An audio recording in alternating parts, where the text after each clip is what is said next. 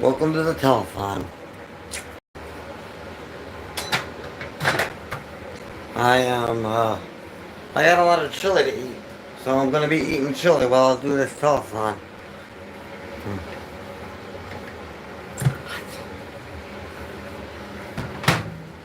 Oh boy, that's barely scraping. I'm gonna be eating chili for a good while here. I mean, I'm eating chili out of a fucking, it's the size of a goddamn paint can. Hey, you see this chili right here? It came out, look at this. Laffy, check this out. That's my chili can. I found an industrial size can of chili, so I have crackers. I'm gonna be eating it. But in this telethon I'm trying to raise $650. So basically, I'm gonna do anything you say for me to do as long as I see a donation. That means dancing, throwing shit on my face, getting in the shower with my clothes on. The rules are stated in the thumbnail. So as long as those rules are followed, I have to do it. And where is something to prop my foot on? No.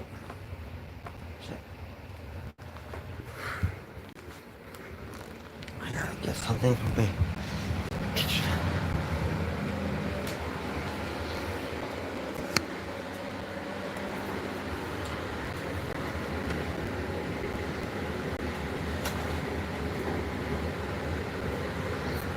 Coffee will do.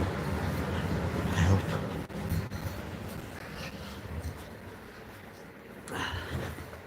I gotta have my phone stands. I didn't have enough Duke's mayonnaise to put on my saltine crackers after I opened it. So, I will have chili.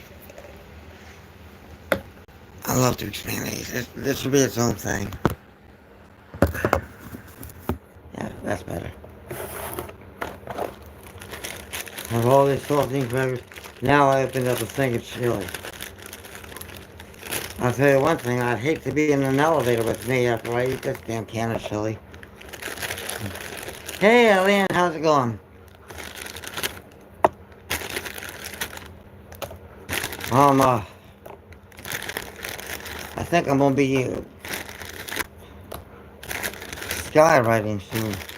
I just opened up a paint can size chili. It's crazy. I just opened up the biggest can of chili I've ever seen in my life. And now I'm gonna be eating a lot of chili tonight while I do this telethon. You know, I'd hate to be stuck in an elevator with me in about 5 hours.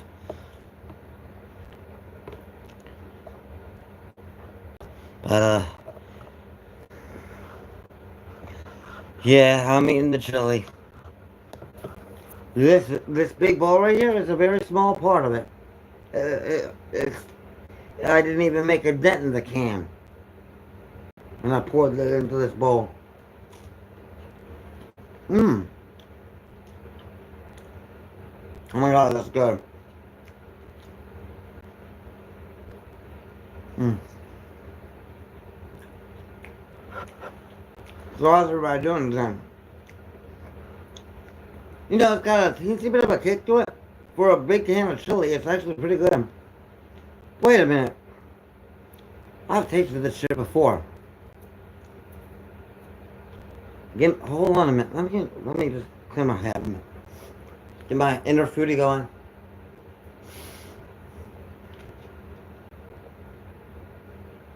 Mm-hmm. Mm-mm. Oh my god, this is Wendy's. Oh my god. This is Wendy's. Hey, meal. I just found out what they use for Wendy's chili.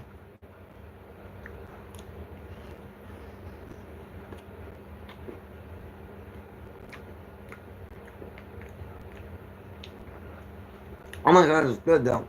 I fucking love this. I love Wendy's chili.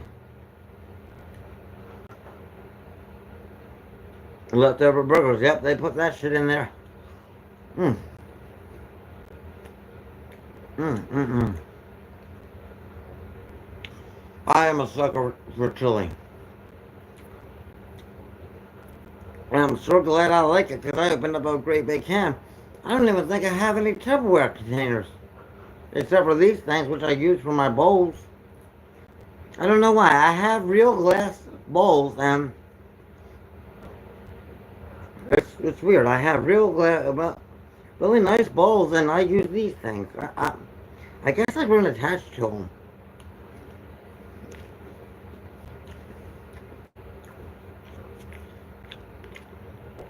I make cookies, and I just got the bowl. But this is my favorite bowl.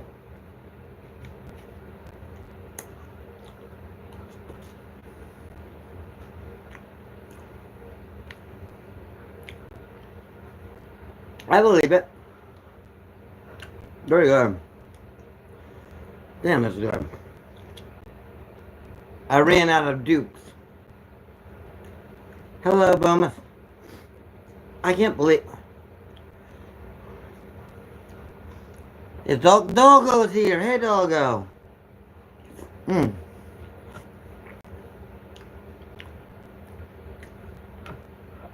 It's gotta be. I can't believe all the chili I'm about to eat. This is it. The party's starting now, and it's not going to be over until people have told me what to do. No, I haven't gotten any money yet. It's just starting, but like I said, I could go all the way until Friday. I have no trouble doing that. I'll plug my phone in when it starts dying and continue.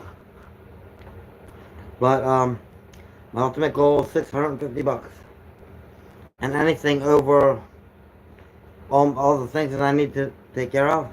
Hey, doggo.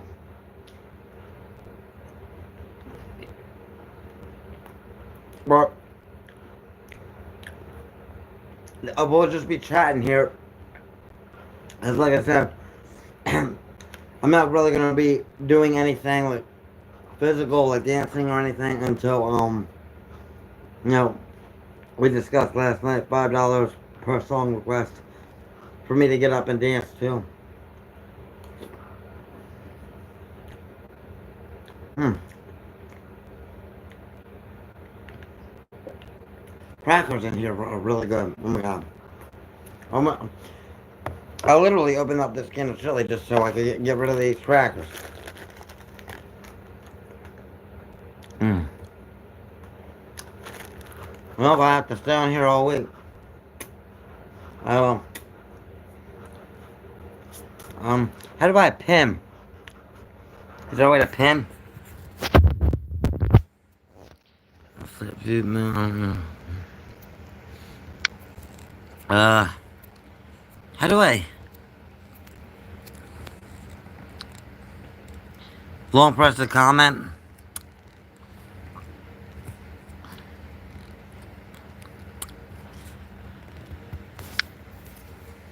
Okay. Okay, good. Somebody, write my Cash App information for me so I can pin it. I guess, cause I can't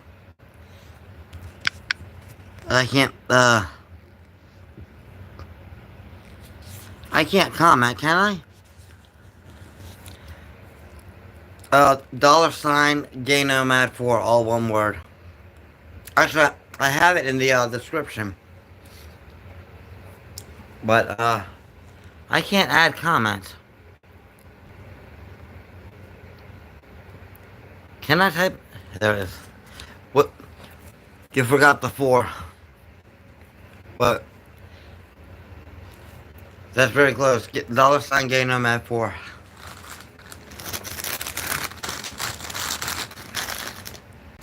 There it is.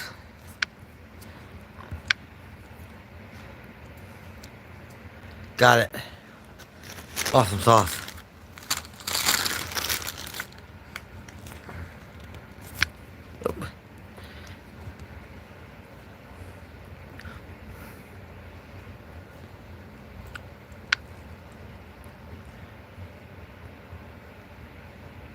And I'll add you as a moderator too.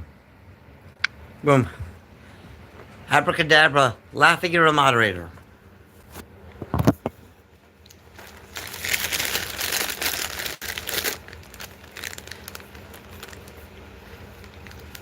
Hey, that's a good impression. What's up, everyone? I like that. That is the most flattering comment I've ever seen.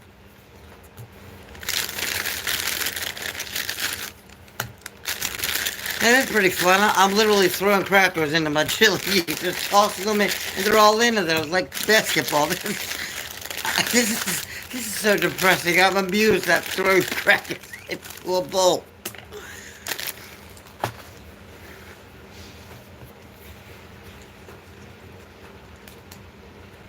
I used to go traveling and everything, and now I'm being amused at throwing crackers into a bowl of chili. You know, I bet. Has anybody, any stories like, what's the craziest thing that has ever happened to you?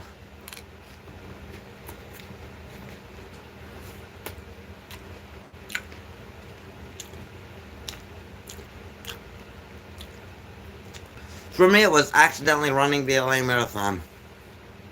True story. Um, yeah, but there's been a lot of things like that. Being chased by a robot in Walmart. Then 2 years later, being chased by another robot in Los Angeles. Mm. Mm. No, honestly, I wasn't trying to win it or run it. I was trying to get the hell out of everybody's way. Right? I just wanted to watch the Golden Girls, but suddenly I'm running all over town. So the streets were like dead and the sidewalks were packed. So I wanted to go walk on the street. I walked around the corner, saw over 1,000 people. They all started running. After about an hour and a half of running, I turned to my side. I looked at this guy. I said, "Excuse me, sir, where are we running to?" He's like, "This is the LA Marathon." I'm like, "Oh shit."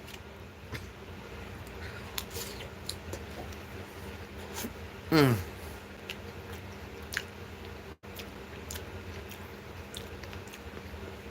I'm telling you, this chili is really good. I love this. I love chili. Chili and soups. Like, soups are my favorite. Mm.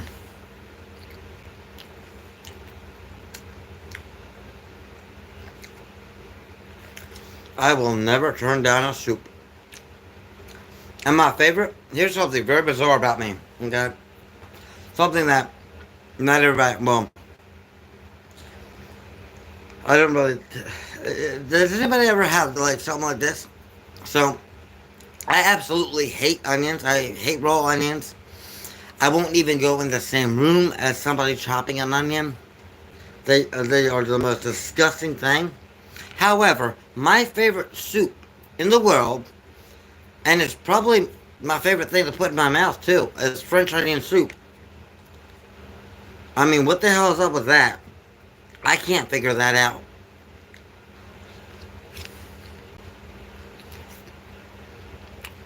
Of course, it runs in the family because my father hates strawberries, but he likes strawberry flavored things. Um, and we with bananas, but I love banana flavor. If I have nothing else to eat, but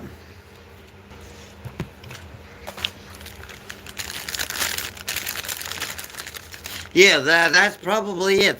Because of caramelization. Um, uh, the best day I've had in culinary class because back in school I loved culinary. I absolutely loved culinary. Um, but my teacher, Miss Pearl, she said, "Today we're going to be making French onion soup." I looked at her. I was like, "Don't toy with me. That is my favorite thing to eat." I said, "You're kidding, right? You're joking. This can't be happening." She's like, "It is." I'm like, "Are you serious? We're gonna make my favorite food?" Man, with that negative information, I went home and my mother was about pissed because she knew that teacher created a monster in me. I was just always in our kitchen. I have a very strong passion for cooking. I love cooking. Around here, it's always soup season. You know the air conditioning. You know why I always wear this robe, and it's always freezing in here. I keep it cold. Well, because I do a lot of dancing. I do a lot of moving around, setting up animatronics, a lot of sex. So might as well try to keep myself well preserved.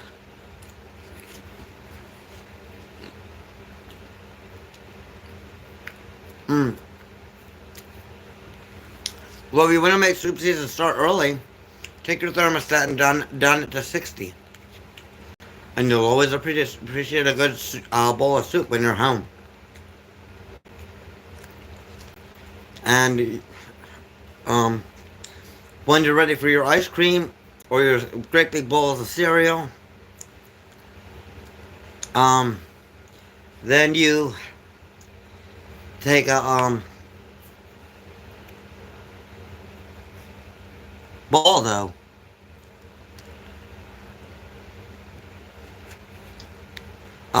But no, if you when you're ready for your ice cream or your cereal or anything cold, you just turn off the air.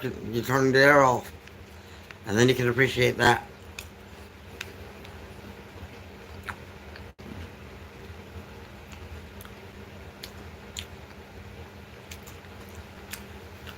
So no- so like I don't know if anybody is familiar with the concept of this telethon. So I'm gonna be doing basically whatever anyone says for a donation, and I'll be checking my cash app to see if it's in there. Um, but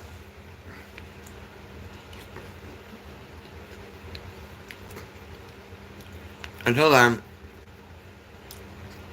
I'm going to be picking out time with you. Actually, I'm getting a little stuck because I've been picking out, right, no freebies because I gotta pay my bills.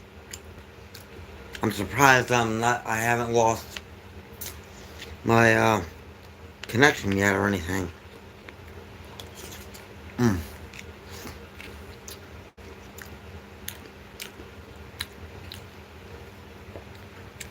Damn, this is good. I should have a cup of tea.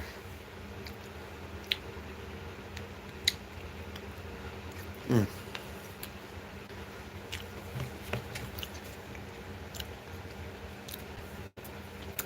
Well, for somebody like me, who likes the chili, um, bland, it's good. It's like I would say a 6 out of 10 because it has that chili flavor.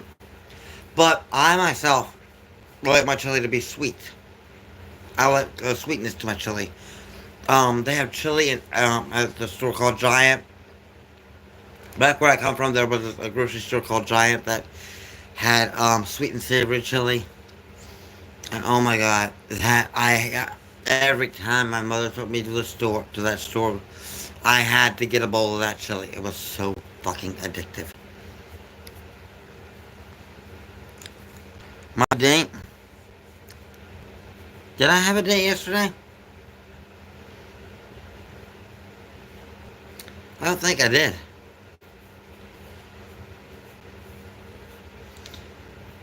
Did I? What did I do yesterday? I didn't do much of anything. Oh yeah, 2 days ago. It wasn't really a date. It was just somebody came over from Cincinnati, Chile. I gotta remember that. But my date it wasn't really a date. You know, as it says in my YouTube channel name, horny. I just got horny. So the homemaker got horny, so went on Adam for Adam and went up in those sites and had a guy over and had a little boom chicka boom boom. You know, I ain't gonna tell you all the gory details because this is YouTube after all. I'm not on Pornhub, so. But I would like as much as I'm probably gonna have to wait. Yeah, I have just enough milk for either a glass of milk or a bowl, and I think I want a nice, cold, refreshing glass of milk because I'm eating chili. So, I'm probably gonna have to wait until the 16th to finish that box up. Mm. Unless I find another old man to come over and give me some more boom chicka boom boom. Hello, Cohen. Well, yes.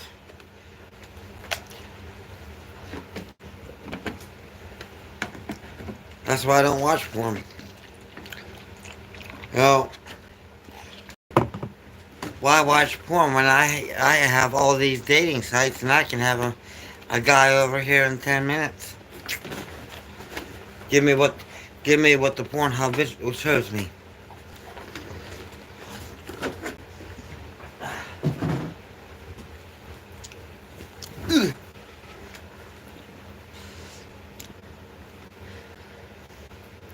What's yeah? What's GEH mean?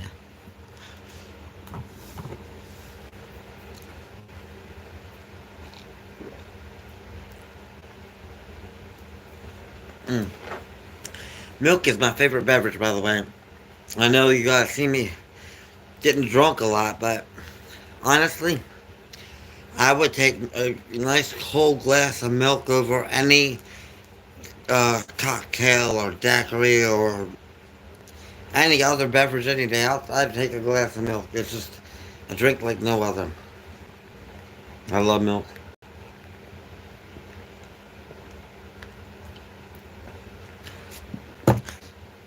My mother used to yell at me when I was living back home because all I would drink is milk. Like it was just it's an addiction. Like I'm hooked on milk. I could go through a gallon of this a day, like it's nothing.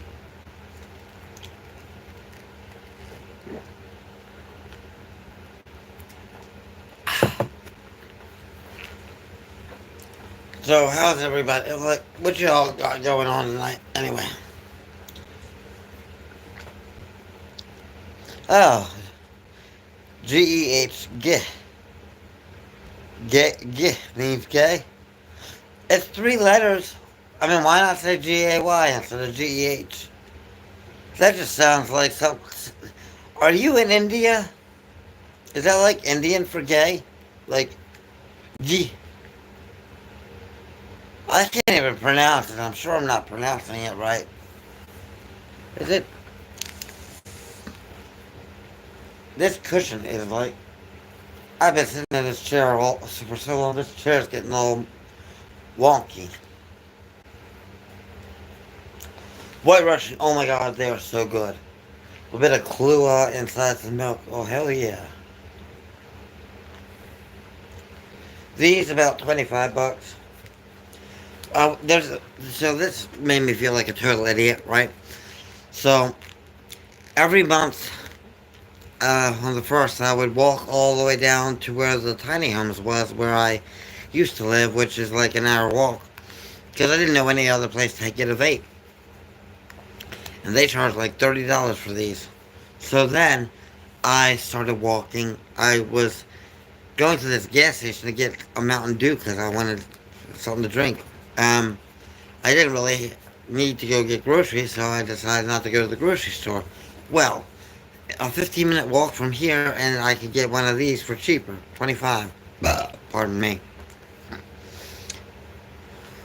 But yeah, and I used to smoke cigarettes. I used to smoke cigars, but I quit without knowing. And last night, I thought one of my dates showed up unexpectedly. But I don't answer the door when I'm not expecting anyone. I don't answer the door. So about 6 o'clock is rolling around, and I see an old man at my door, knocking at my door. I didn't answer it, but then I'm like, wait a minute. I opened the door like several hours, probably after the live stream was over, and that was around 5 o'clock, right before I went to bed at 5 in the morning. And lo and behold, it was my Meals on Wheels. That delivery driver must have a caffeine problem or something. Yeah, these are expensive, but in hindsight, if you buy a pack of cigarettes, that's gone in like 3 days. But if you buy one of these, it'll last you about a half a month, maybe longer. And you see, you can this see that these ice cubes, you can control how much menthol you got in it. Look, so I got four. You can take them all out, or you can do one menthol, two menthol, three menthol, four menthol. You can control the amount of menthol you get out of these.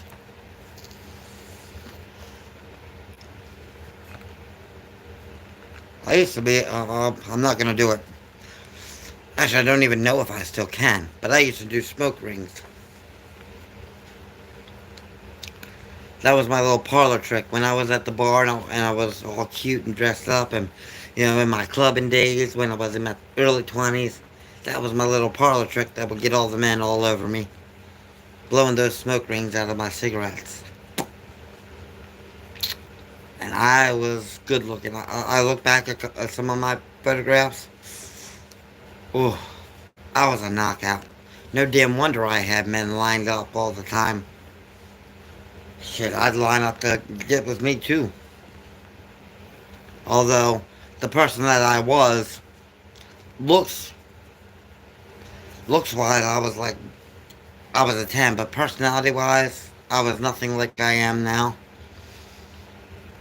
And in retrospect, I think being thrown out because I'm gay was the best thing that could have happened to me. Because if I wasn't, I'm sure I would be just like my parents.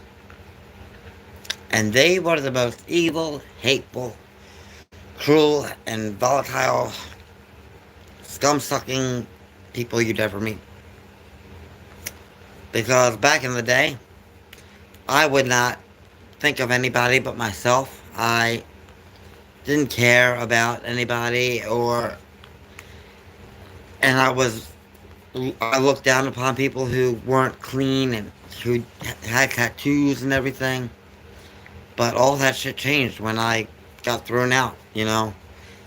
I became, my eyes opened to what the world around me, and I wasn't stuck in that bubble that, a lot of people are stuck in, where they are very prejudiced, and, that bubble was popped, and it made me a very kind, caring, compassionate, protective, considerate person. And I'm glad. I'm happy it did. Because knowing that, I would like to go back in time and find my former self just to beat the shit out of him.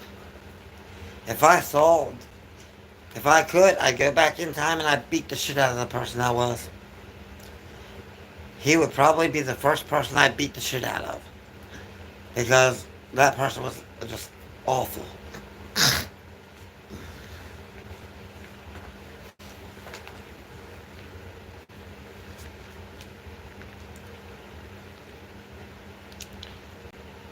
15 days.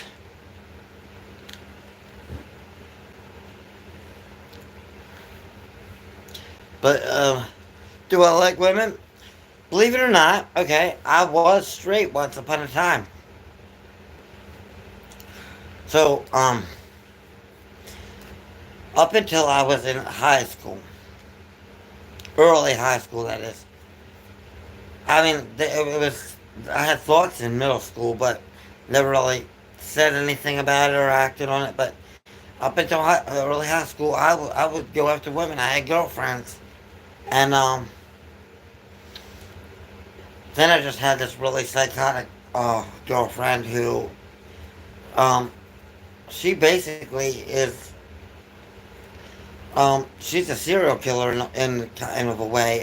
She didn't the men, but the way but every man she has dated has either turned gay or killed himself after she dumped him. And I guess I'm no exception to that rule. I'm gay. That before I even met her, I had my curiosities, and I would go. I would wake up, make sure I woke up when my father was in the shower, and I would go grab his keys to his office, go into his office, and go on Craigslist and post an ad in Men Seeking Men before I would get ready for school, and then I'd have computer turned off and put his keys back, and then I'd go to school and I'd come back from school and go into the office, turn the computer on, and check my emails, and then I'd have a guy over. I was like 13 years old, and I was sleeping with men. Um, and I'd have one over every day when my parents were at work and I'd be home from school. I'd be having a random guy over to have sex with. Ever since I was like 13 years old. And by the time I was legal, like 18 years old, I've already had sex with like 1,000 guys. But I was this nerdy, teacher's pet kind of guy, like socially awkward. And in time, I was, I was living a double life. I was living that, and then I was a slut, and like a total badass and everything. And then like, I had to pretend to be the socially awkward guy, pretend to still have that innocence about me, so nobody would figure out anything. It was well. And then I had like a third life that I was living, which was with my family. So coming out of the closet got rid of everything. Well, it got rid of it allowed me to be who I am. My God, I'm getting fat. It looks like holy shit. Oh my God.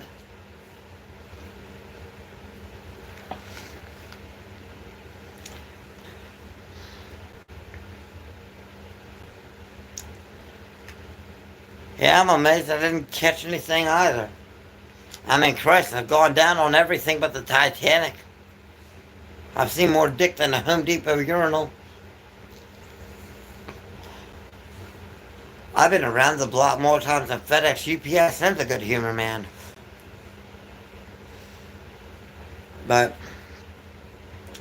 I'm still here and I'm STD free, so maybe miracles can happen. Although if you go on People Finders, it says I'm dead, so maybe I am dead. All the men I've slept with, I ain't caught nothing. Maybe it's because I'm dead.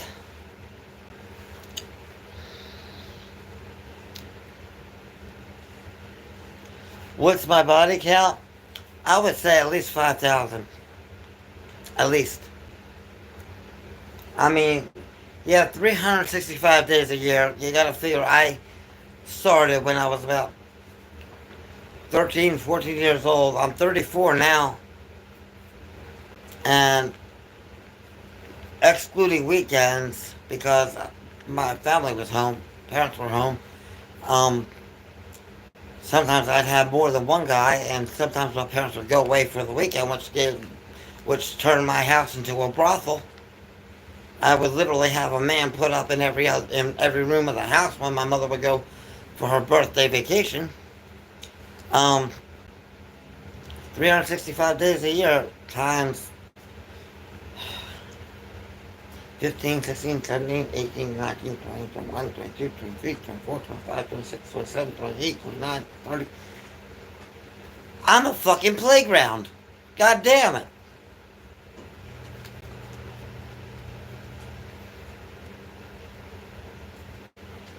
My God, I've had more people in me than the Statue of Liberty.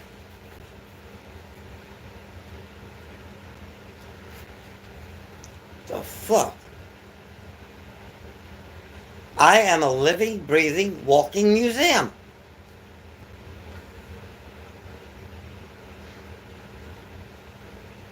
I do everything but pussy, okay? As long as it's got a dick, I'm fine, and no fake titties or anything, I'm happy. If it's a man, I'm good. And I am 34 years old.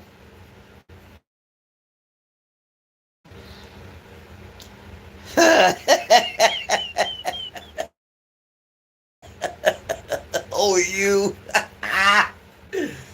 Oh my god, don't even get me started on transgender. Oh my god, that is fucking hilarious.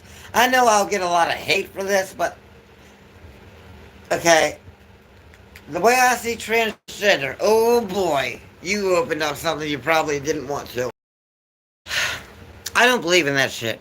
You know, gender is, um, when being a faggot doesn't get you enough attention. You know, and yes, I'm gay, I can say faggot. I've sucked dicks to earn that privilege. However, like, I believe you're born a man, you stay a man. Just because somebody slaps titties on you or some silicone in your chest and cuts off your balls, that doesn't make you any less of a man. That's just like a surgical costume. At that point, I could go into Spirit Hollow and use my employee discount and buy myself a doctor's costume and to the hospital and say, "Hey, I'm ready to perform surgery. What who we got going today?" "You're not a doctor." "Yes, I am. I'm wearing the lab coat." It's the same fucking principle. It's dressing up, but you ain't dressing up for Halloween. Put yourself in a freak show. I don't buy into all that make believe bullshit. Yeah, you're like dick and balls, but suddenly you're a woman. Yeah, well, maybe I'm a Chinese jet pilot too.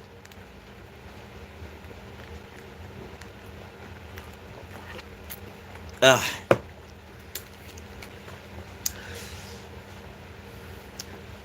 And I can I like transgender woman just like I like to see a snake far away from me and no way to get to me. I like to see a snake the same way, far away in a cage, far away, get away from me, and don't let it come near me.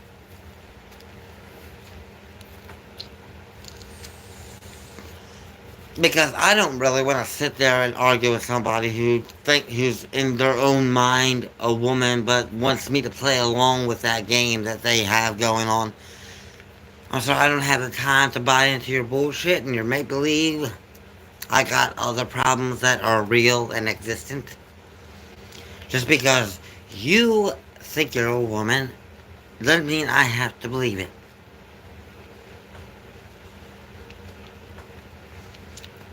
You know, that's alright. I'm straight too, and I've eaten hot dog buns, and you turn a hot dog bun this way, and hell, you know what it looks like. I've been thinking about trying pastrami too. I've eaten tacos.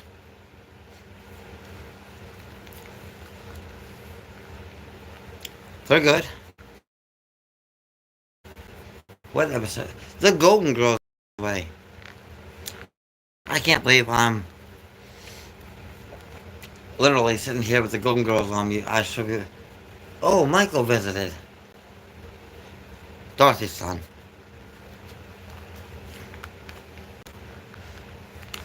Oh, do you like drinking, doggo? Do you like alcohol?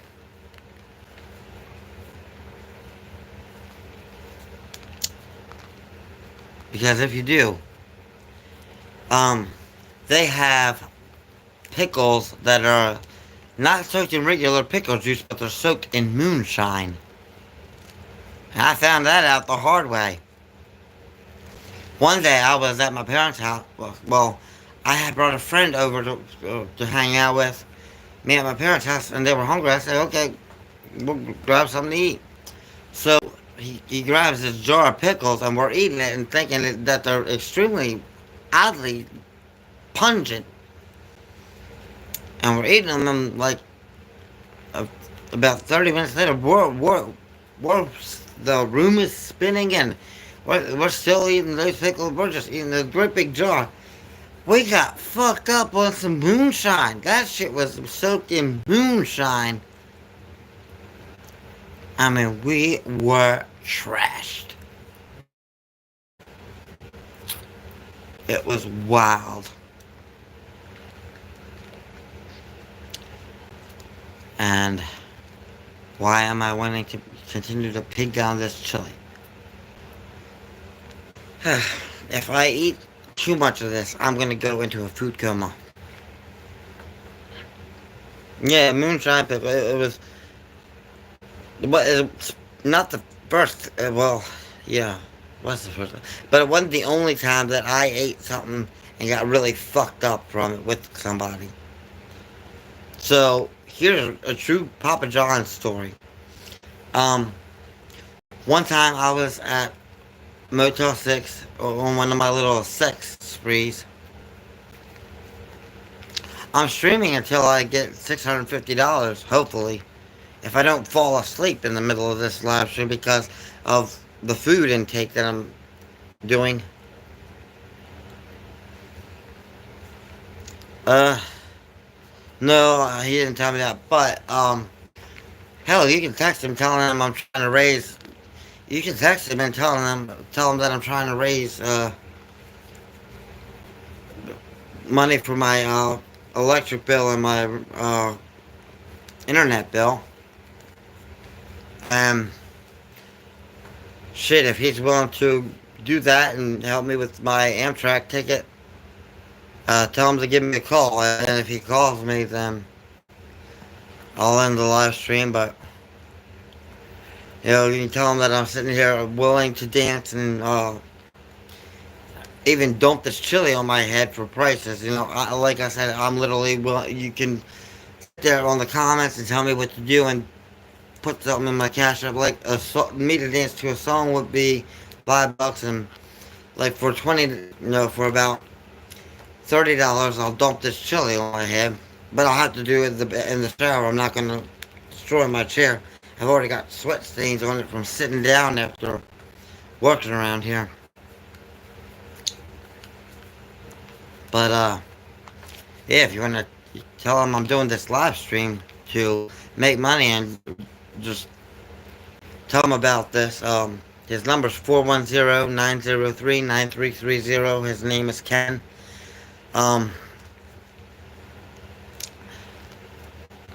Believe it or not, we're actually on, do I have a pickle jar? No, but I have a mason jar. Oh God. Oh yeah. Oh yeah. No. Shit. Okay, tea time. No, I have this milk to drink. Fuck. I got coffee. I got tea. I'll probably have that. You know what? Wait a minute. I'm gonna make some virgin bourbon Slurpees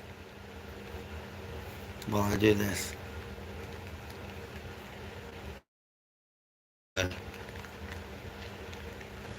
Yep. I mean, it's gonna be a long night, so. I don't have. Do I have vinegar? I mean, I could drink vinegar.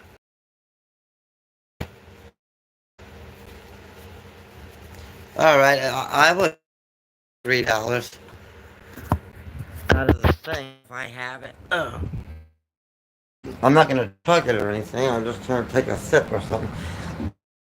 Because I'm not in the mood to throw up. Oh shit, I didn't do it. Well, this is rice vinegar. Okay, I'll take a good swig for. Yes, I know. You know what? I bet that. Oh shit! I'm about to get creative with this chili. Oh damn!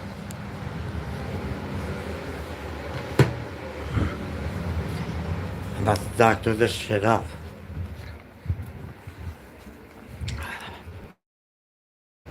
Yeah. I like that chili to have a little bit of a bite. 6 ounces. Well, this is 12.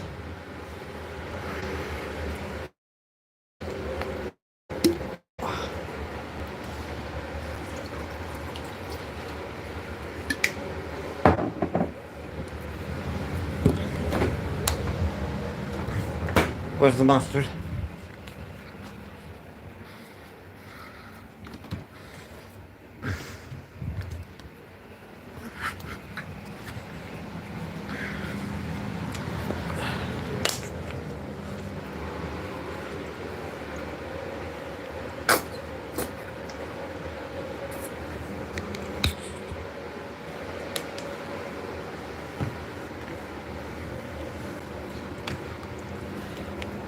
Set this here for a minute while I mix it up.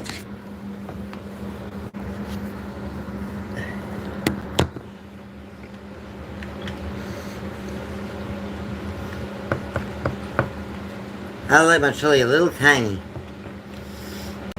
So in order to get that tanginess, I have to put a little bit of vinegar, a little bit of mustard.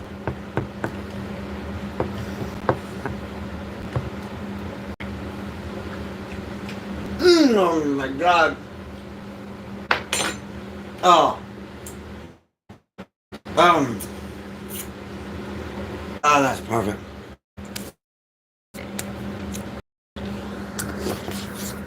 That was just how I went myself. Perfect. A little bit of tang. Oh my god.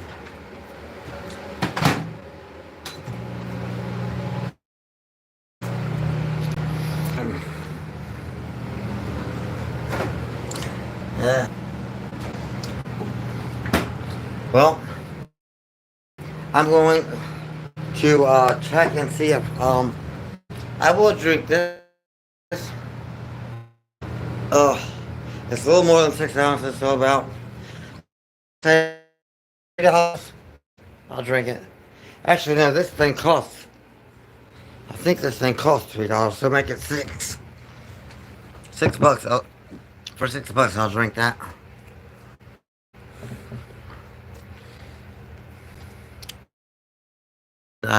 I'm gonna pause this for a moment to see if the Cash App notification is in there. But for $6, I will drink it.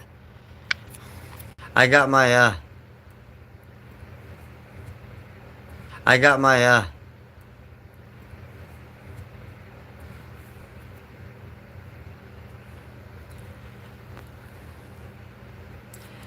but yeah, I didn't get any of that.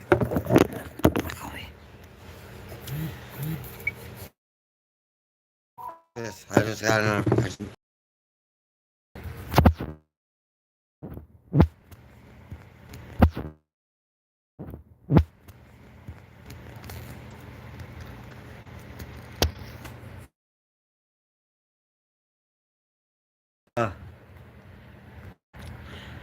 Sir Boatman, wait, I got you.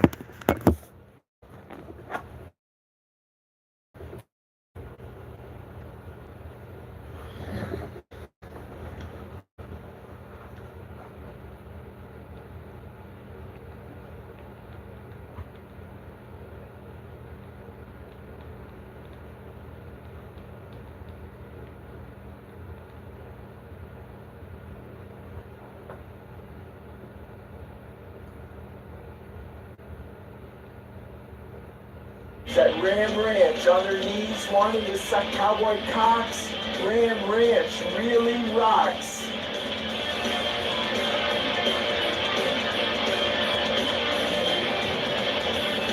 Hot, hard, rough cowboys, their cocks throbbing hard. My head? 18 more wild cowboys 100. in the yard.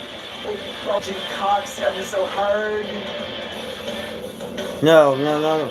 300 to shave my head. Ram Ranch, big hard throbbing cocks, ram and cowboy butt, like a breed of ram wanting to rut.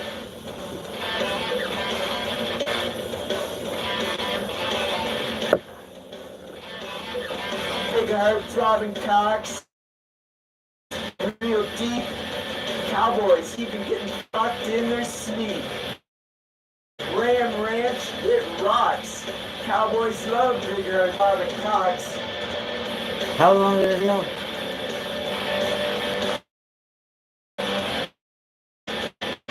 18 naked ranch, big hard throbbing cocks wanting to be sucked. 18 cowboys wanting to be fucked. That Ram Ranch on their knees wanting to suck cowboy cocks. It's really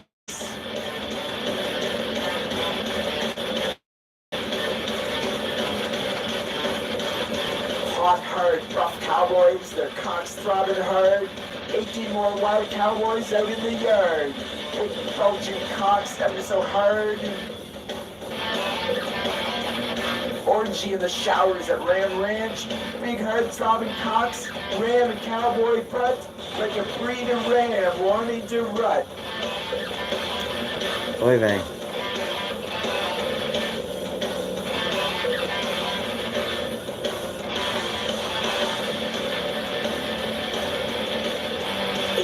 Naked cowboys in I the didn't say I have showers to be in the room to Ranch. listen to this. There was nothing about me being in the room while this playing, so I gotta grab my chili. Be right back. Naked cowboys wanted to be fucked. Cowboys in the showers at Ram Ranch on their knees wanting to suck cowboy cocks. Ram Ranch really rocks.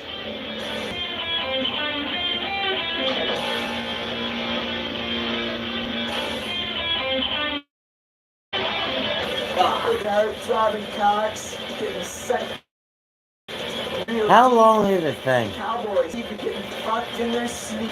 Ram Ranch, it cowboys cocks. Okay, from here on out, that song's gonna be more than. Yeah. Don't tell me a thing again. Cowboys in the showers at Ram Ranch. How long is this video? Oh my god, it's Cocks just. wanting to be sucked. Cowboys wanting to be fucked. Can somebody please come over here and put a plastic bag there? Wanting to suck cowboy cocks. Or bring yourself a 9-iron or something. Oh.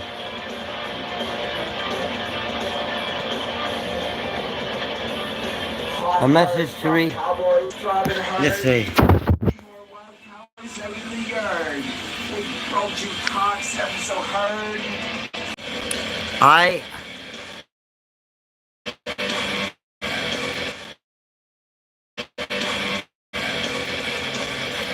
I don't know how to unban.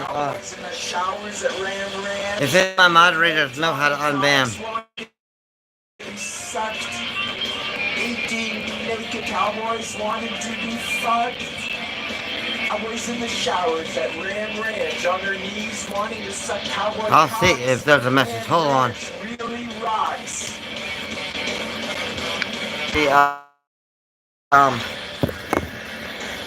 The message. The message. Naked cowboys in the showers at Ram Ranch. It keeps How much longer is this video? Oh my god. Cowboys in the showers at Ram. Start the stream. Ram Ranch rocks.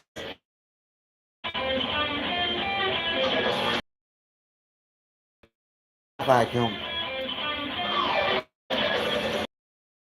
Throbbing cocks. Real deep. Yeah, how much? Fucked in his sleep. Oh my Ranch, God. it rots. Cowboys love big exotic cats.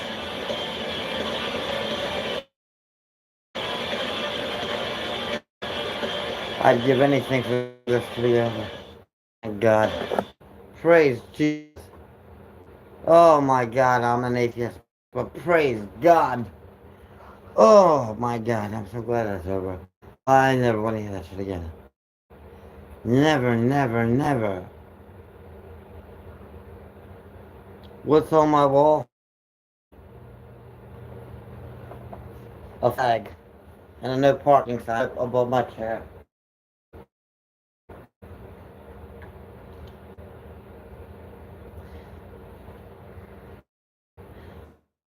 Finally, message because where it said notifications. I mean, it said that I was and it said to play Ram Ranch, but I couldn't read the rest of it. I'm tired of this constant tea. I do love me some saltine crackers. But they gotta go with something. I can't just eat a saltine cracker plain. I'm not that. Plain saltine crackers are for old people. Although I do crochet and play bingo, so I'm losing credibility there.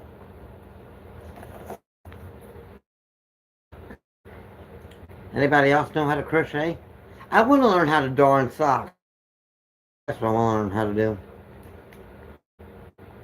It would be a skill I could take to the bank.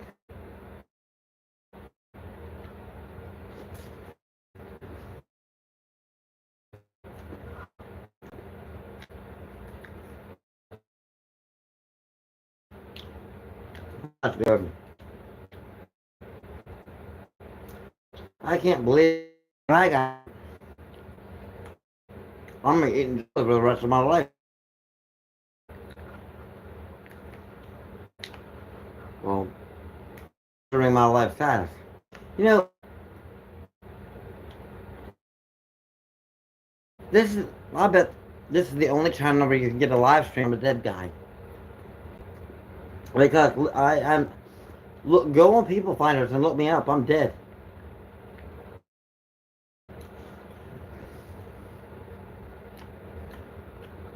I am. Hello, beatbox. I just doctored up some chili. Mm. Mm-mm. I love this.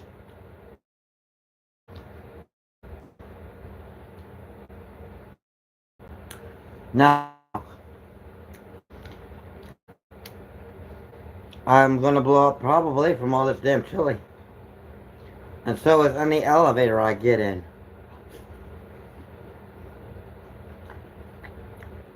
Mm.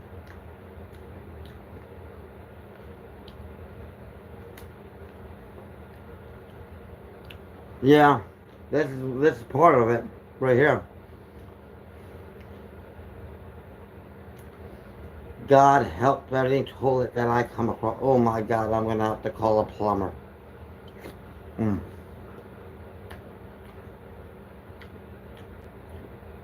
Mm.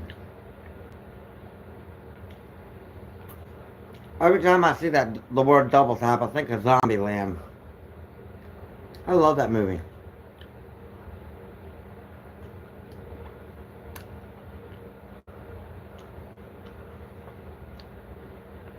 Hey, Tales of Monsters in Love. I like that.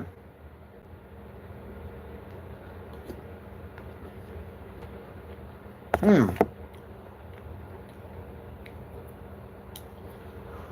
I love crackers in my soup. Oh my God, that's good. Son of a bitch. Now I have that Ram Ranch thing in my fucking head.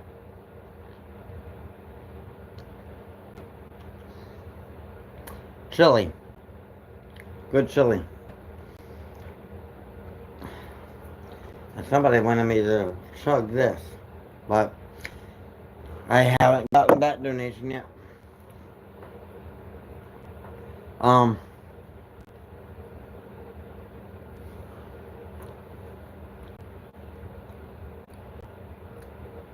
Pisco, what? Oh, Rammer. Oh my God.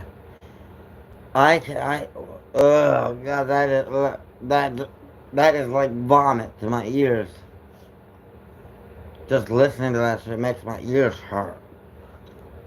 I don't know what I'd rather listen to less. That or rap music.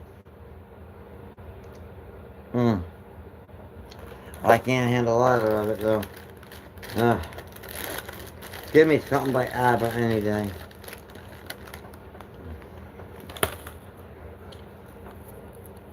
What is up my ass? It's so fuck. It's getting further up there too. Ugh, it's in my pocket. My vape just crawled up my asshole.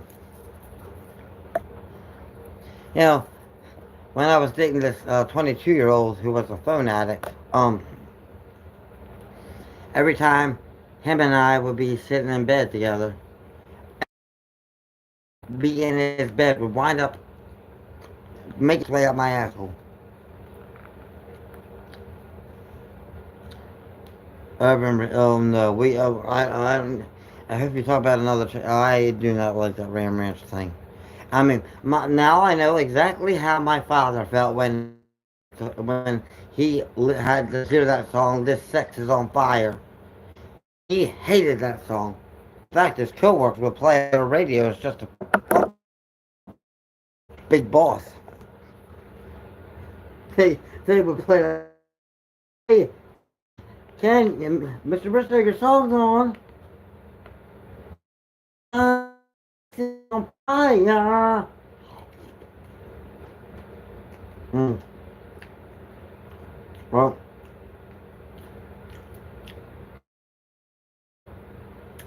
Well, Dad, I found my sex is on fire.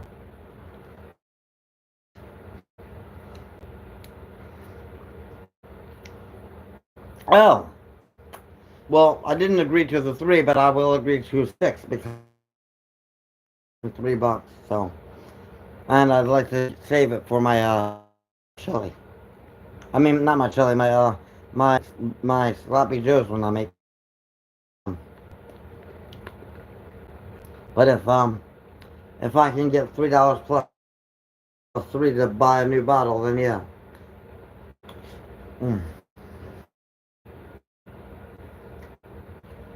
Oh my gosh, what the hell?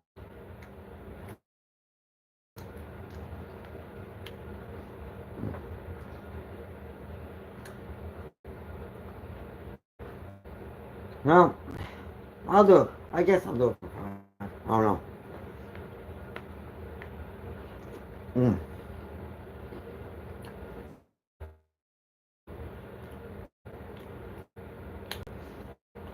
Yeah. I'll give my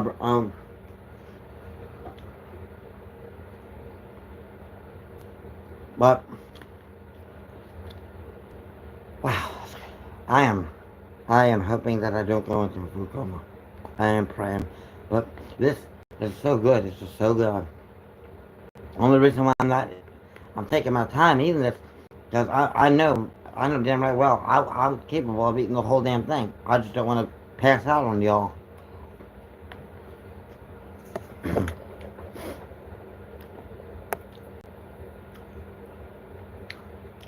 Mm.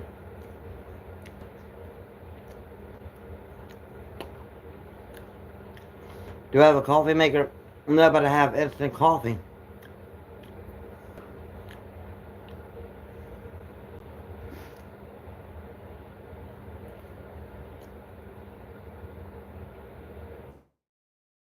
What's the waffle app?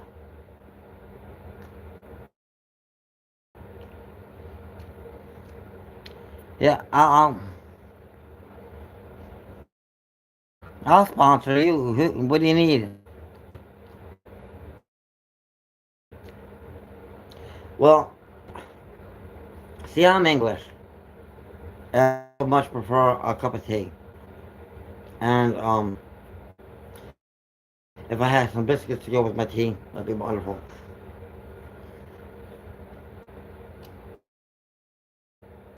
And do I look like Wolverine?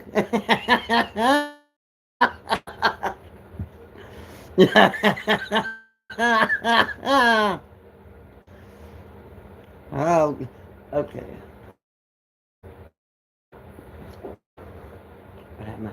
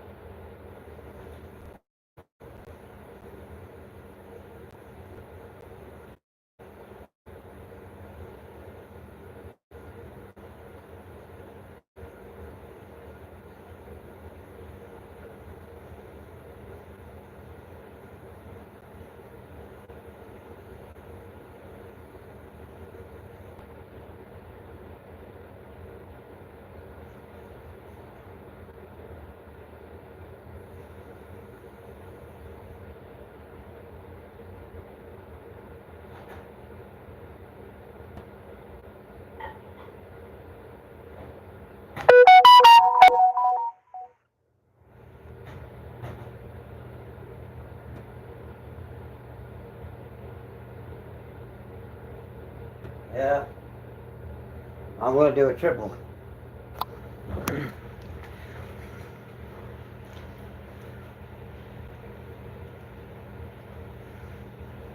Would I panel with Doggo? Sure, I like that.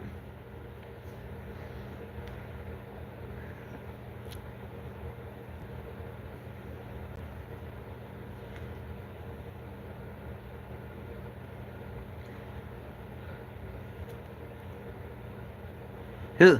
I, well, after I finish this live stream, I'll unblock. You know, if anybody wants me to unblock anybody, I will after the live stream. But I need to. This live stream has no end date and no specific end time. It just has a specific end goal, which is going to be $650. So no, I went to get some tea bags to keep myself awake. The sponsorship, sure, why not? Um, but yeah, if once I reach my goal, I'll end the live stream and then I'll unblock whoever you guys want me to.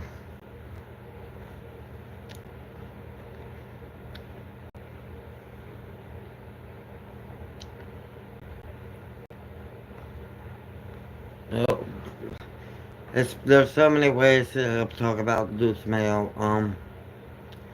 It's just it's a mayonnaise. It's not. It shouldn't even be mayonnaise. It stands alone. Yeah, I'm gonna have a triple shot, and I'm gonna put hella sugar in it too.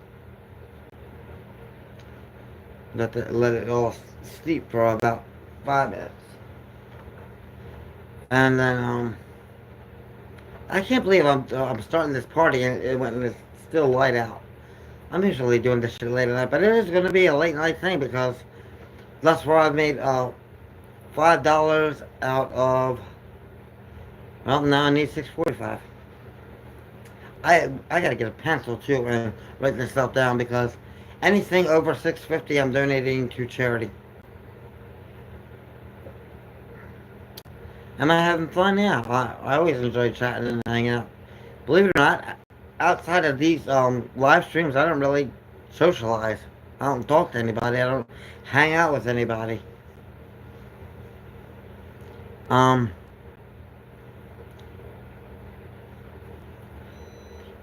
Friends? What's that? I don't have any. Seriously, you guys are my friends. You guys are more of my friends than people who profess to be my friends. So, why don't I get a boyfriend? Because I'm not ready to make that mistake again.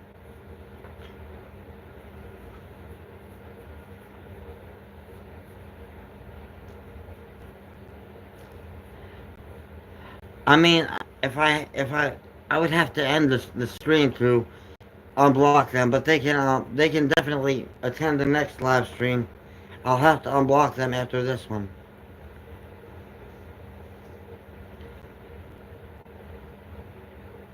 Who lost 300 pounds? Oh yeah, I did.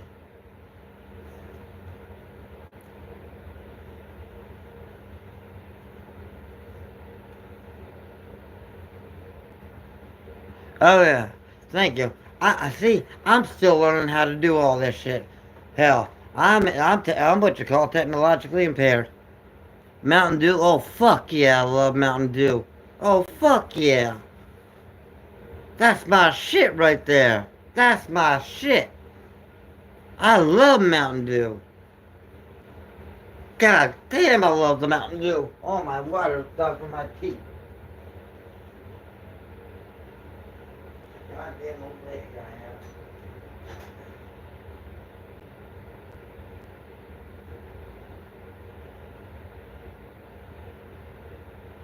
Well, well.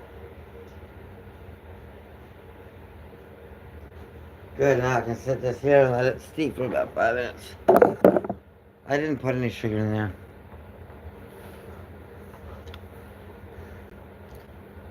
Oh my god, not the iguana!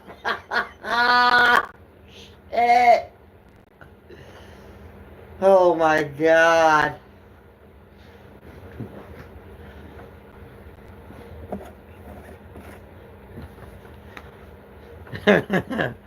Do I go outside? Yeah, whenever I need something from the grocery store, I go out. Or whenever I need to go run to the post office to get my cashier's check for my rent. Honestly, the rent is the only bill that I paid this month because I needed to get my, well, I didn't need to, but like I said, I am addicted to animatronics. So I took the $300 that I would have paid for my internet, my phone, I mean my internet bill, my electric bill. Took it and blew it on an animatronic. Because I'm addicted, and I wanted. They were dropping all the Halloween lineup on at Home Depot website, and I couldn't. I couldn't. I'm at zero. No, I'm at five. I'm at $5.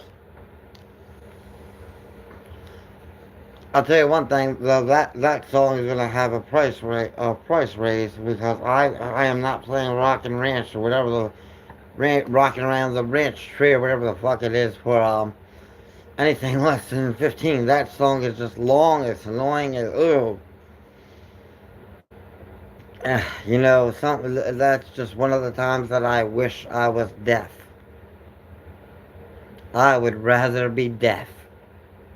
What?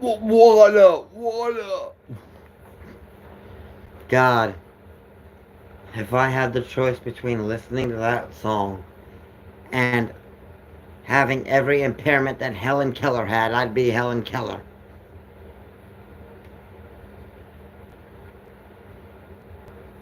Shush, girl. Shut your lips. Do the Helen Keller and talk with your hips. Yeah, I got the lip. Oh, I gotta get my sugar too. I thought I'm doing my sugar, or should I drink it straight up? Yeah, I'm letting this sit. This when my live stream hits 1 minute and 20 seconds, I'm gonna take the tea bags out. But get me winds up straight up. All right. Well, I can't drink it straight up, but I'll drink it gaily forward. I mean, it's gotta sit for 5 minutes. I've been drinking tea my whole life. Actually, my grandmother. Prince is all right, but give me Michael Jackson any day. Um. So funny story about tea. I love tea, but I will never, ever, ever drink green tea ever again because when I was a little kid, my grandmother always watched me whenever my mother had to go to do something, and I was always babysat by my grandmother, and she would have her morning tea, and she would have this much left in her teacup, and she would always give me like that last little sip. And when I was about 8 years old, I was begging her to make me a cup of tea. She said, "You don't want this tea. You don't want this tea. You don't want this. It's gonna go right through you." I said, "I said, Mom, I'm 8 years old. I think I can handle a cup of tea." She said, "All right, you asked for it. I'll make it for you, hell." So she made me this cup of tea, and I'm drinking it. And yeah, I'm a big boy. Well, not even an hour later, I shit myself. I couldn't make it upstairs fast enough to that bathroom. And my grandmother and grandfather are dying laughing at me for thinking I'm going to be a big boy and I can handle a cup of tea. And I'm sitting there, my asshole's turning into Old Faithful, and they're sitting there just dying laughing. I'm sitting there turning my asshole into a super circle.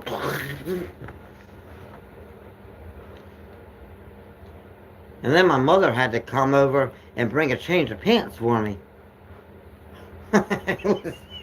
I will never drink green tea again. And boba tea, oh hell yeah, that's one of my favorites.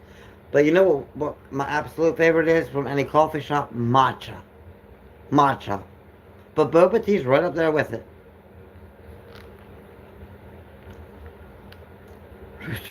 What the fuck does rooster tail mean?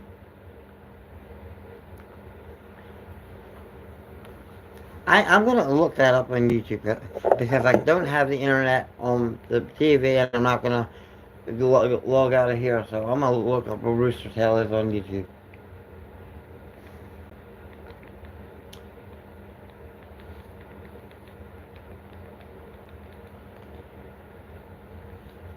Ram Rancheroo.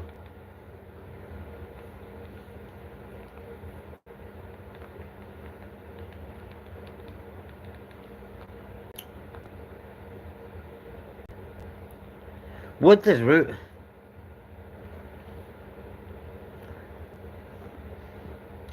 Anybody want to know what rooster tail is?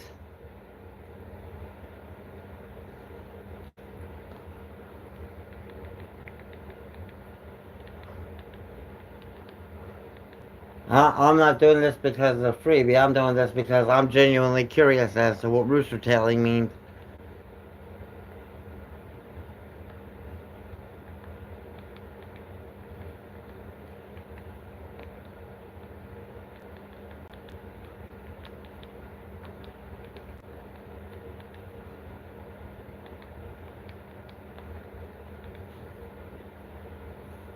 It's fishing. Hey guys, Sarah from Aaron's Outdoor, and in today's video I'll be using what might be the most popular fishing lure in the United States, which is the rooster. How the fuck? What the hell is you? What the?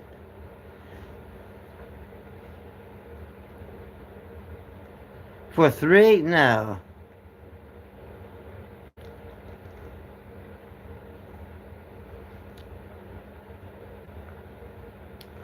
Hello, Clean Sash. How the hell do you do put a fishing lure in my tea?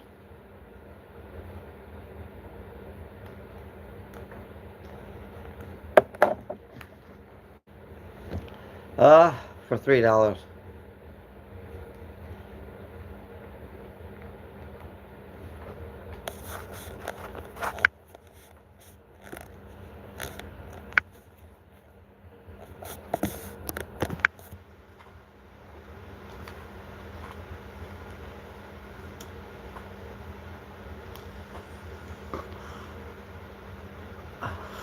I don't have any skimpy dresses.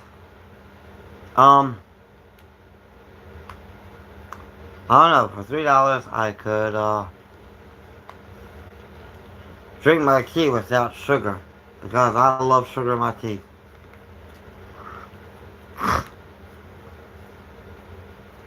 Or like, I don't know.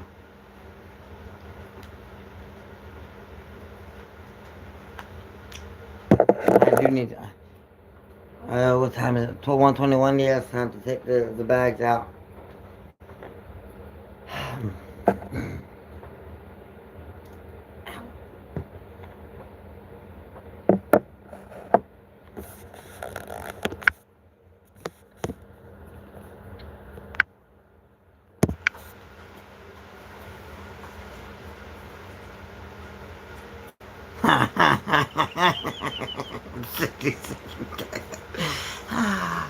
I love you, Mew. You're amazing.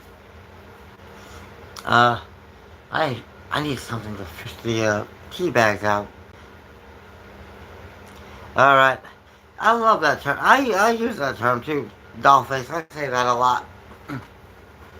I need something to fish my tea bags out with, and I'm gonna rooster tail it out.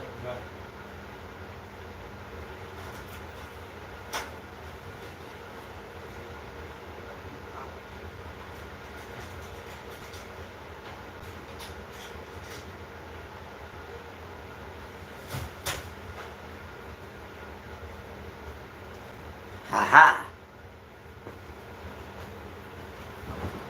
ha. I am rooster tailing it. Huh. He said something about rooster tailing the tea. I am going to rooster tail because I'm going fishing in my tea. For my tea bags.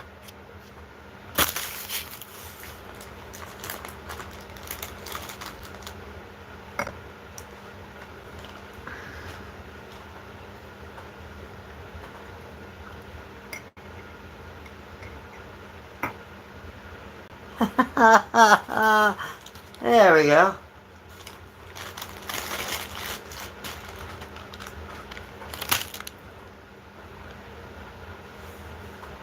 I just went fishing in my teacup. Oh shit, my sugar.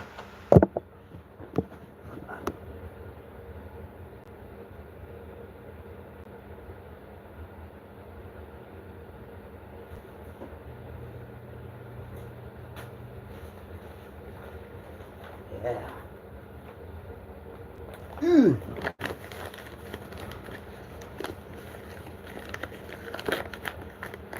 Well, getting your tea bags out of your teacup just became one.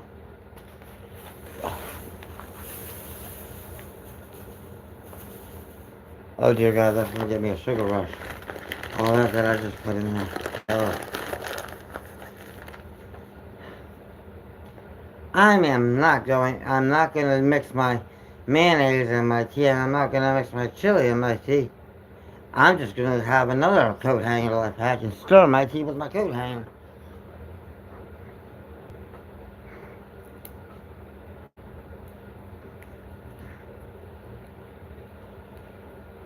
A whisk. How about that? I just made a whisk with my coat hanger.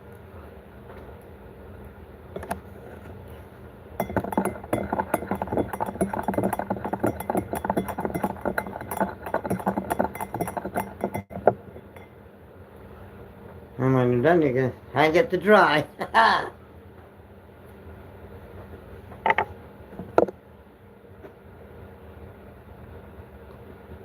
Not bad. Not bad at all. Oh, what you need my help with? What's up? I love you too, doggo.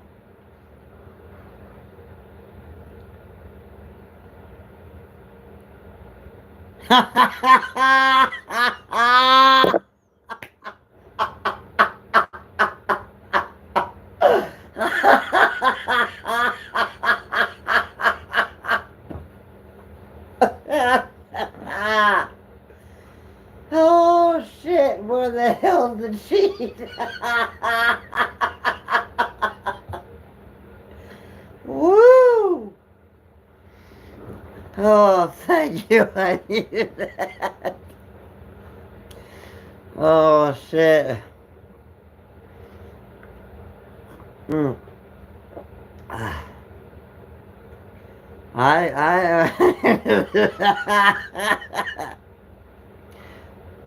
Cheers to you just watching.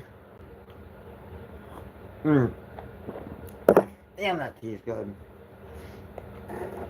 I'm telling you, I'm such an old lady. I love my tea.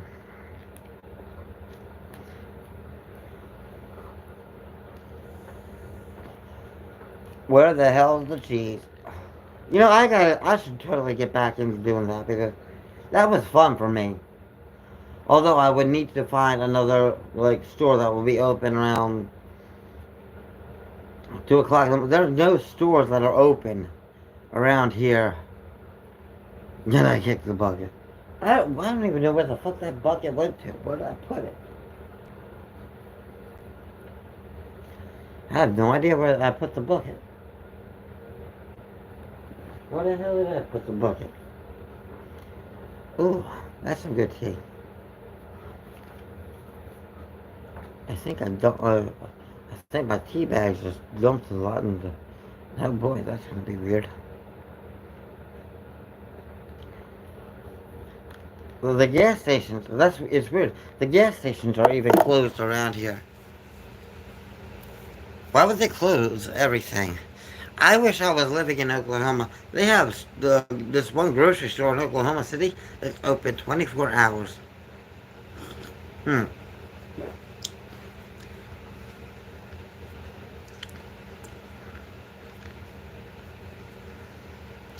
Oh God, the gas station with the that was some freaky ass shit.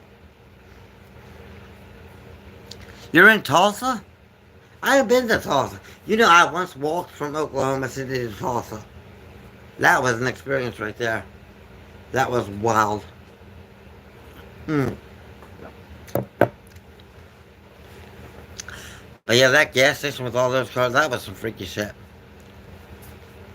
I mean, how would you guys feel about walking somewhere late like about 2:30 in the morning? You're walking down the street, and you see a gas station with a whole bunch of cars, and it's lit up. But everywhere you look, there's nobody there. A bunch of cars in the gas station, all lit up, and nobody around. Not a soul in sight. Oh, it was creepy. Ugh. That was like nightmare fuel. That was something straight out of nightmares. I think out of all the things I've walked through in my life, that had to be the creepiest thing I've ever experienced. I will never go walking through that town again. I thought for sure I was going to be held captive or chopped up into bits by some serial killer.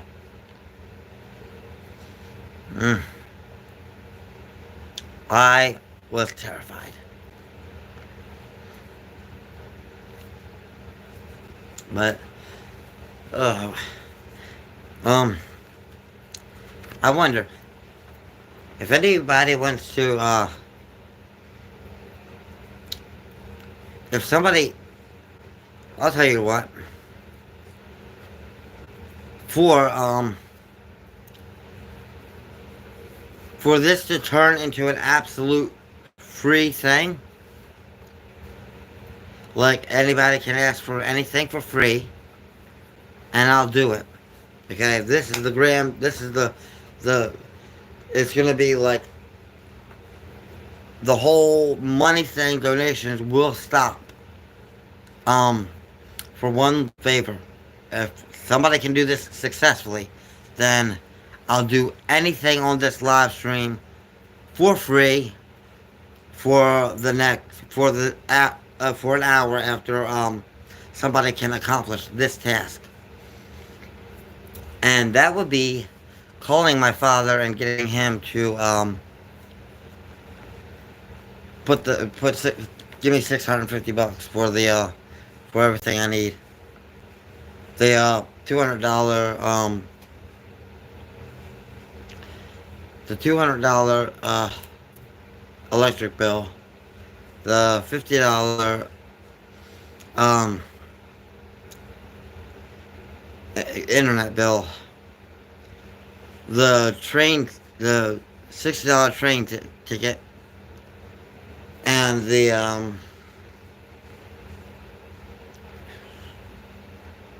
Uber ride that I need on Wednesday, I think, for picking up Maleficent. My father's number is 410-903-9330, and his name is Ken. If you can get him to call me if you can get him to call me and let me know that he's put the money on, then I'll extend this live stream another hour past that and do anything anyone wants for free.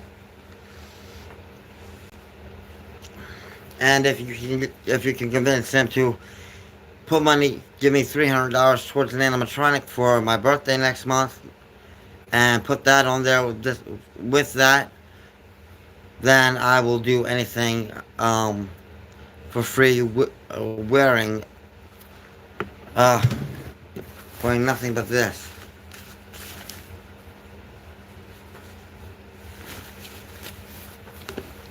For $650 from my father. Oh, pardon me. Actually, you know what? Okay. So here's a little bit of a backstory. This requires a backstory. So my father and I, no matter how pissed off we get at each other, no matter how enraged we get, if one of us brings up a Walter Matthau or Jack Lemmon quote to the other one, all that anger, all that fighting just disappears like that.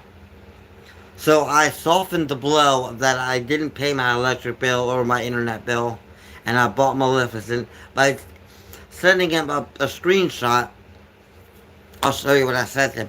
If anybody's familiar with The Odd Couple, with Jack Lemmon and Walter Matthau, they made a sequel to it, and they kept going to the police station, getting arrested. First time was for transporting illegal immigrants across state line. Second time was because they died this old man that was giving them a ride died while they were in the car. And the third time was for them riding with people who hijacked the bus. And the third time they come into the police station, and Jack Lemmon's looking at the sheriff. He's like, "Don't you even want to talk about it?" So I sent him a screenshot. I'll put it on green screen what I sent him.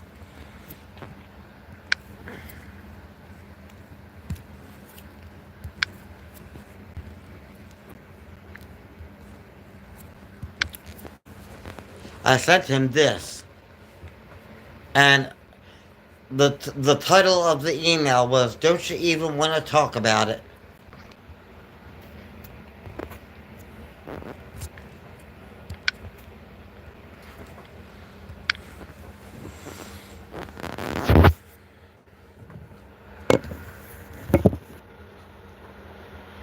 And he had no.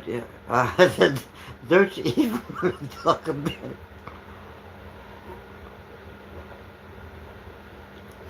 So he knows that I bought it, and I thought to myself, "Fuck the bills." So, I mean.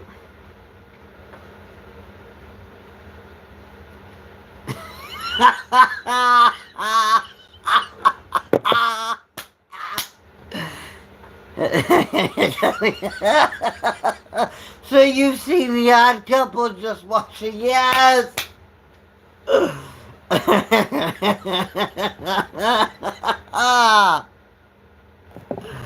Oh my god. How do I don't care if I can or not, I'm gonna double tap that comment.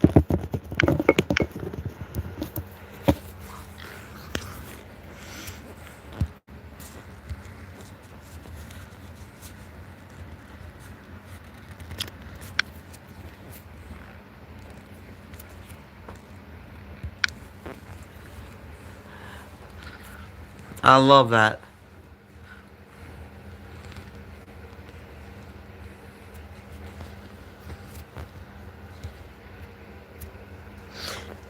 And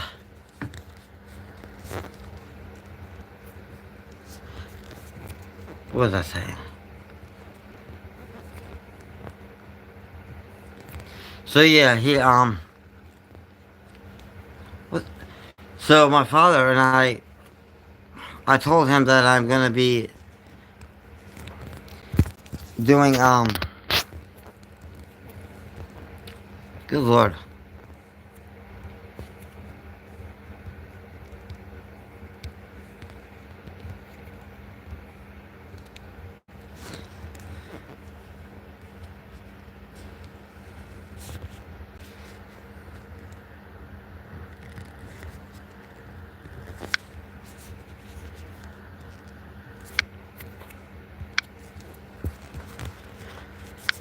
So he knows, and I told him I'm gonna be doing whatever it takes to to raise the money so I can pay my bills. And that's what I'm doing. I I mean I have applied for a job at Spirit Halloween. In fact, I've applied for multiple locations, but I've gotten one call for an interview, and that was that was 30 miles away. Oh, that was off the bus route, and then I got another. Um, I got the application was transferred, and then I had another phone interview that. Well, they said they were going to call me back on Wednesday. They never did, and so I'm wondering why they haven't called me yet. But when they said they were going to, so I'm raising money any way I know how. And that's why I decided to do this creative thing, so we could all have a good time, and you could basically pay me to do anything you want me to do, as long as it's within the rules that's on the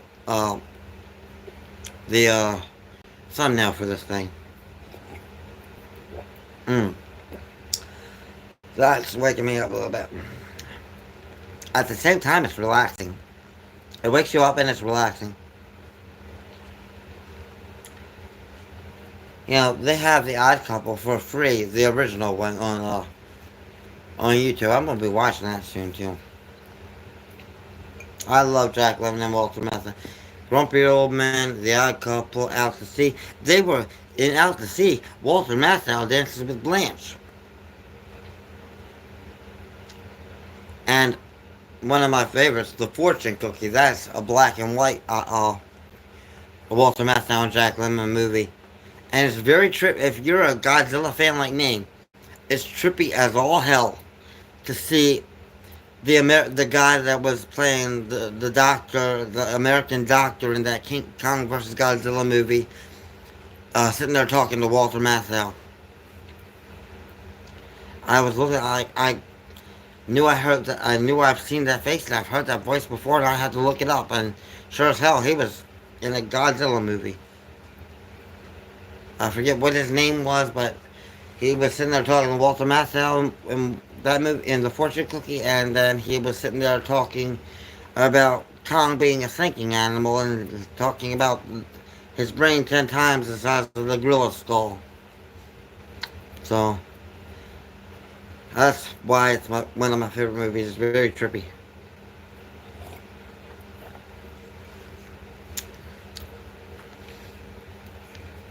I can't wait to do that unbox.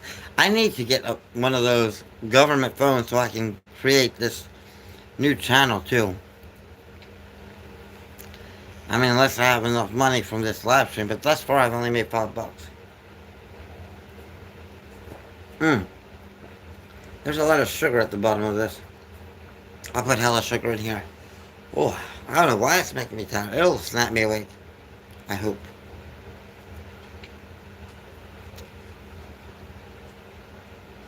Oh. Mm.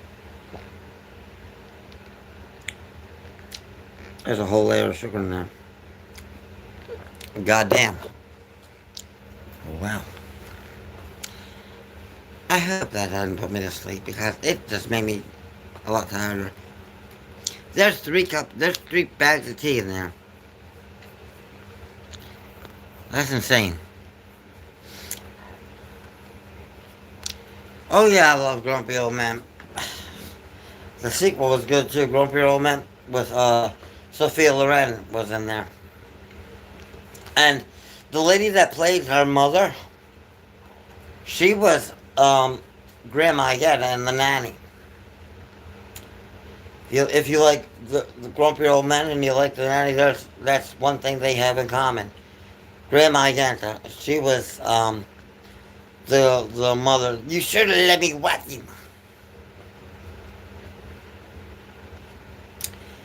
My son-in-law's got the face of a macarena.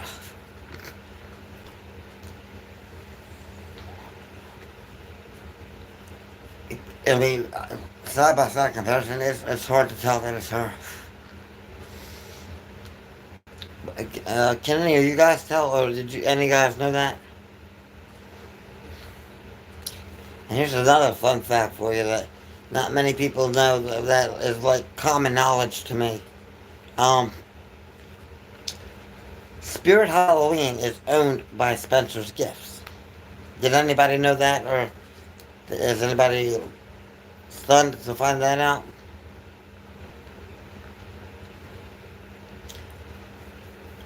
When I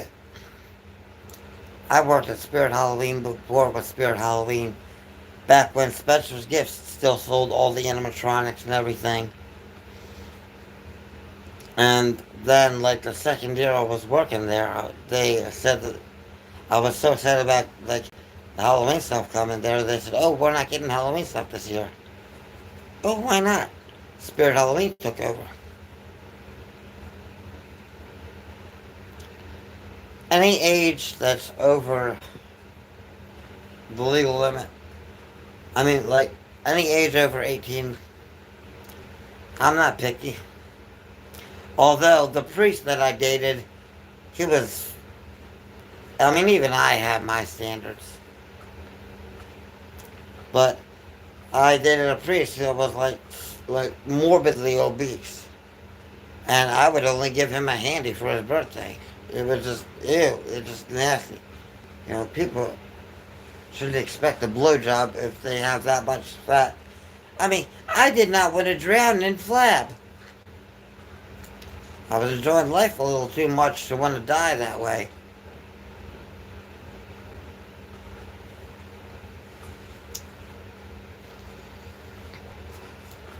Oh man, that tea was good.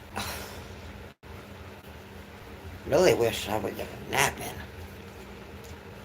Well, if I fall asleep, like I said, I'll just plug my phone in and keep live streaming while I'm asleep. I should. If I want to take a nap, maybe I'll just plug the phone in so it can charge while it's doing the live stream. If I haven't reached my goal yet, then I'll just wake up and continue. That'd be kind of cool, actually. Just doing a live stream, like, endlessly. until I have to go somewhere. And as of right now, I don't have to go anywhere until Wednesday. So,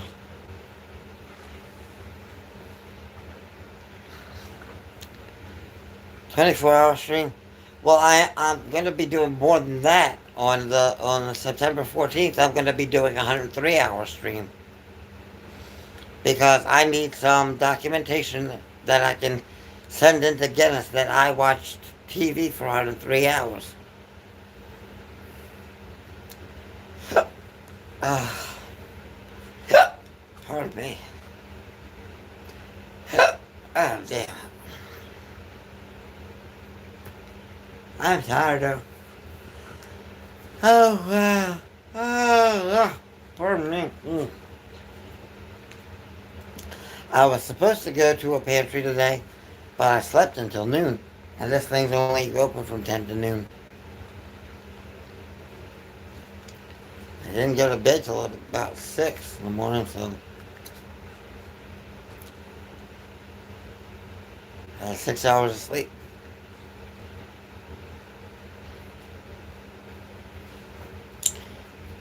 But it's quiet in here.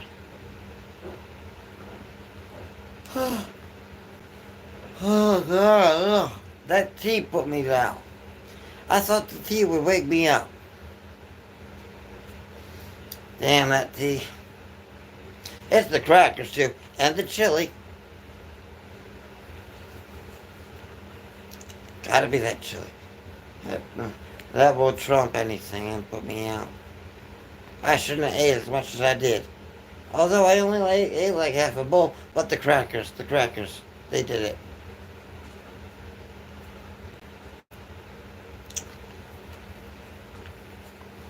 Now, if anyone can, somebody could get me an Amtrak ticket for the morning of the 23rd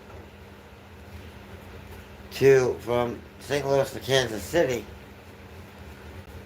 and have it emailed to me at thehornyhomemaker@gmail.com. I will do a live stream as a tribute to them, a whole tribute live stream for a ticket from St. Louis to Kansas City for the morning of August 23rd.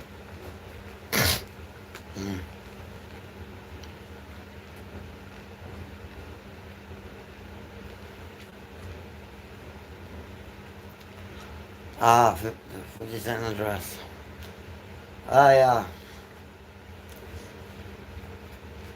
That's rap music. Yes, I like it. Oh my God, I'm tired of it. Shit, that tea has got me fucked up. I really wish I hadn't drank that tea. It made me tired.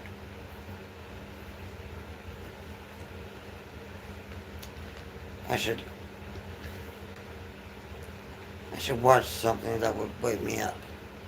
I mean, I would dance, but I can't do a freebie. This is to raise money, not only for me, but for, like I said, anything over. I'm taking what I need for myself, and anything left over is going to be donated to a homeless shelter or something. Whatever's left from, I'm donating to. So I can't dance right now, but I can watch something that'll wake me up. Probably, hopefully.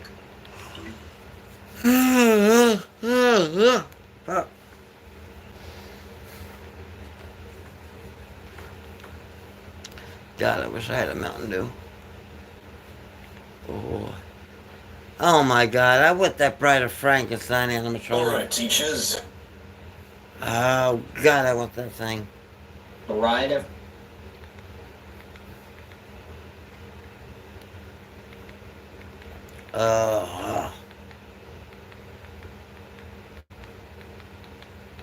I should have got the Bride of Frankenstein. I got Maleficent though.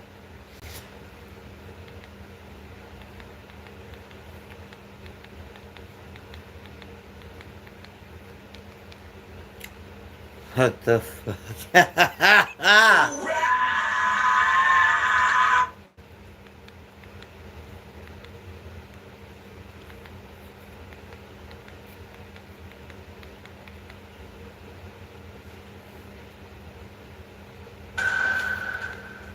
Three's Company.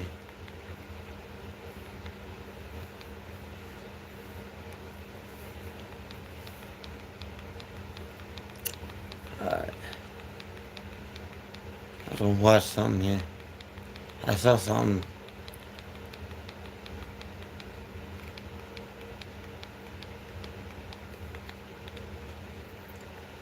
At some point, Facebook Marketplace stopped being about used furniture and became a stage for the beautifully unhinged. It's the only place you can find a gently used coffin listed next to a potato that looks like Elvis. We've journeyed into the heart of this bizarre bazaar where people aren't just selling items, they're trying to monetize their own delusion. And we found 49 masterpieces of the craft. One, behold, a single tortilla chip from Indiana listed for sale because it looked exactly like the state of Texas. I mean, the resemblance was uncanny. A perfect outline right down to the little curve of the Gulf Coast. For a mere $50, it was marketed to collectors, or, I guess, Texans, who That's just weird. really miss the shape of home. The most absurd part? It sold almost immediately. This just confirms the first rule of American commerce. If you can deep fry it into the shape of a state, someone with more money than sense will absolutely buy it. 2. Ever wonder how much you can trust a stranger on the internet? An Ohio seller put that to the test by listing celebrity chewed gum. Supposedly spat out by an actor, the evidence provided was, and I quote, "Trust me, it's legit." That's it. For anyone who actually considered buying a piece of pre-masticated gum based on a stranger's pinky promise, I have to say, it's not just a questionable purchase. It feels more like a cry for help disguised as memorabilia collecting. And I sincerely hope you find the support you need. 3. For anyone going through a tough breakup, a hero in Minnesota offered a surprisingly thoughtful service. Custom playlists for just $5. You'd pour out your tale of woe, and they would craft the perfect Spotify soundtrack for your misery, filled with angry anthems and painfully specific Taylor Swift songs. That's a level of emotional dedication that costs hundreds in therapy, and that my friends have certainly never offered. It's misery monetization at its absolute finest, and frankly, I have to respect the hustle. 4. Apparently, those plastic spoons you get with your takeout aren't trash. According to a seller in Nebraska, they are limited edition collector's items from the golden age of drive-thrus. Oh. The pitch was that in 50 years, these would be priceless artifacts. This is the exact same logic that left thousands of adults with closets full of worthless stuffed animals. In half a century, these won't be worth millions. They'll just be more plastic in a landfill, but with a sad, documented backstory of misplaced hope. 5. There's a fine line between ambition and delusion, and a man in Pennsylvania built a suit of armor right on top of it. Made entirely from aluminum foil, he listed his creation for $75, insisting it was battle ready for LARPing. Battle ready for what exactly? A gentle breeze? A confrontation with a mildly curious squirrel? Any conflict involving actual movement would result in catastrophic failure. It's less a suit of armor and more a wearable baked potato, ready for the microwave. 6. If you enjoy gambling but find casinos too safe and predictable, someone in Idaho had the perfect product for you, a mystery snack bag. The listing came with a terrifyingly honest warning. Some items may be expired, but that's part of the thrill. They weren't hiding the danger, they were marketing it as a feature. This isn't a fun surprise. It's a game of gastric Russian roulette. This isn't for foodies. It's for people who look at expiration dates and see a personal challenge from the universe. 7. Here's a business model for the modern age. Outsourcing your pettiness. For $10, an Oregon entrepreneur offered to design custom pranks. You'd provide details on your target, and they'd supply a step-by-step guide to annoyance. One review praised a plan to fill a roommate's shampoo with blue food coloring, calling the resulting week of blue hair worth every penny. It's the gig economy for personal grudges. You get creative vengeance without the effort of thinking. That's what I call progress. 8. For sale in Colorado, a stunning collection of high-end, rare air guitars. The listings were works of art, with descriptions like rare vintage model, plays smoothly, no strings attached. You have to admire the technical accuracy of that last part. The sales pitch was flawless, and the best part? Every purchase came with a free These air cats amplifier. riding up on me too. You have to respect the sheer audacity. They weren't selling a product. They were selling imagination. And for a small fee, they'd even imagine an amplifier for you. Genius. 9. In Massachusetts, a seller offered a collection of rejected Hallmark movie scripts. Their claim? These were stories too ridiculous even for Hallmark's holiday lineup, which is an incredibly high bar. The titles alone were masterpieces of absurdity, including gems like Christmas at the Waffle House and The Ghost Who Stole Valentine's Day. Honestly, I'd watch both of those before another movie. Like a big city finding love with a small-town Christmas tree farmer. Somebody at Netflix needs to get on this immediately. This isn't rejected content. It's a goldmine of glorious, unhinged holiday entertainment. 10. An entrepreneur in Iowa came up with a business plan that is both brilliantly stupid and stupidly brilliant, selling celebrity leaves. These were just random leaves from their yard, but each was meticulously labeled with names like Leonardo DiCaprio's Maple or Taylor Swift's Oak. The justification was a masterclass in flawed logic. Celebrities breathe air. These leaves use that same air. Therefore, the leaves are famous by association. You can't even argue with that level of confidence. It's 6 degrees of separation, but for photosynthesis. It's not just a leaf. It's an artifact touched by the same oxygen as a star. 11. Someone in Washington looked at the humble pet rock and thought, this isn't enough. So they launched a pet rock upgrade service. For $15, you could mail them your boring, inanimate stone, and they would send it back with a complete makeover. Googly eyes, a tiny custom hat, or even a full outfit tailored to its personality. One photo showed a rock dressed as a cowboy, lasso, and all. Imagine the conversation at the post office. What's in the box? Oh, just a rock on its way to a spa day.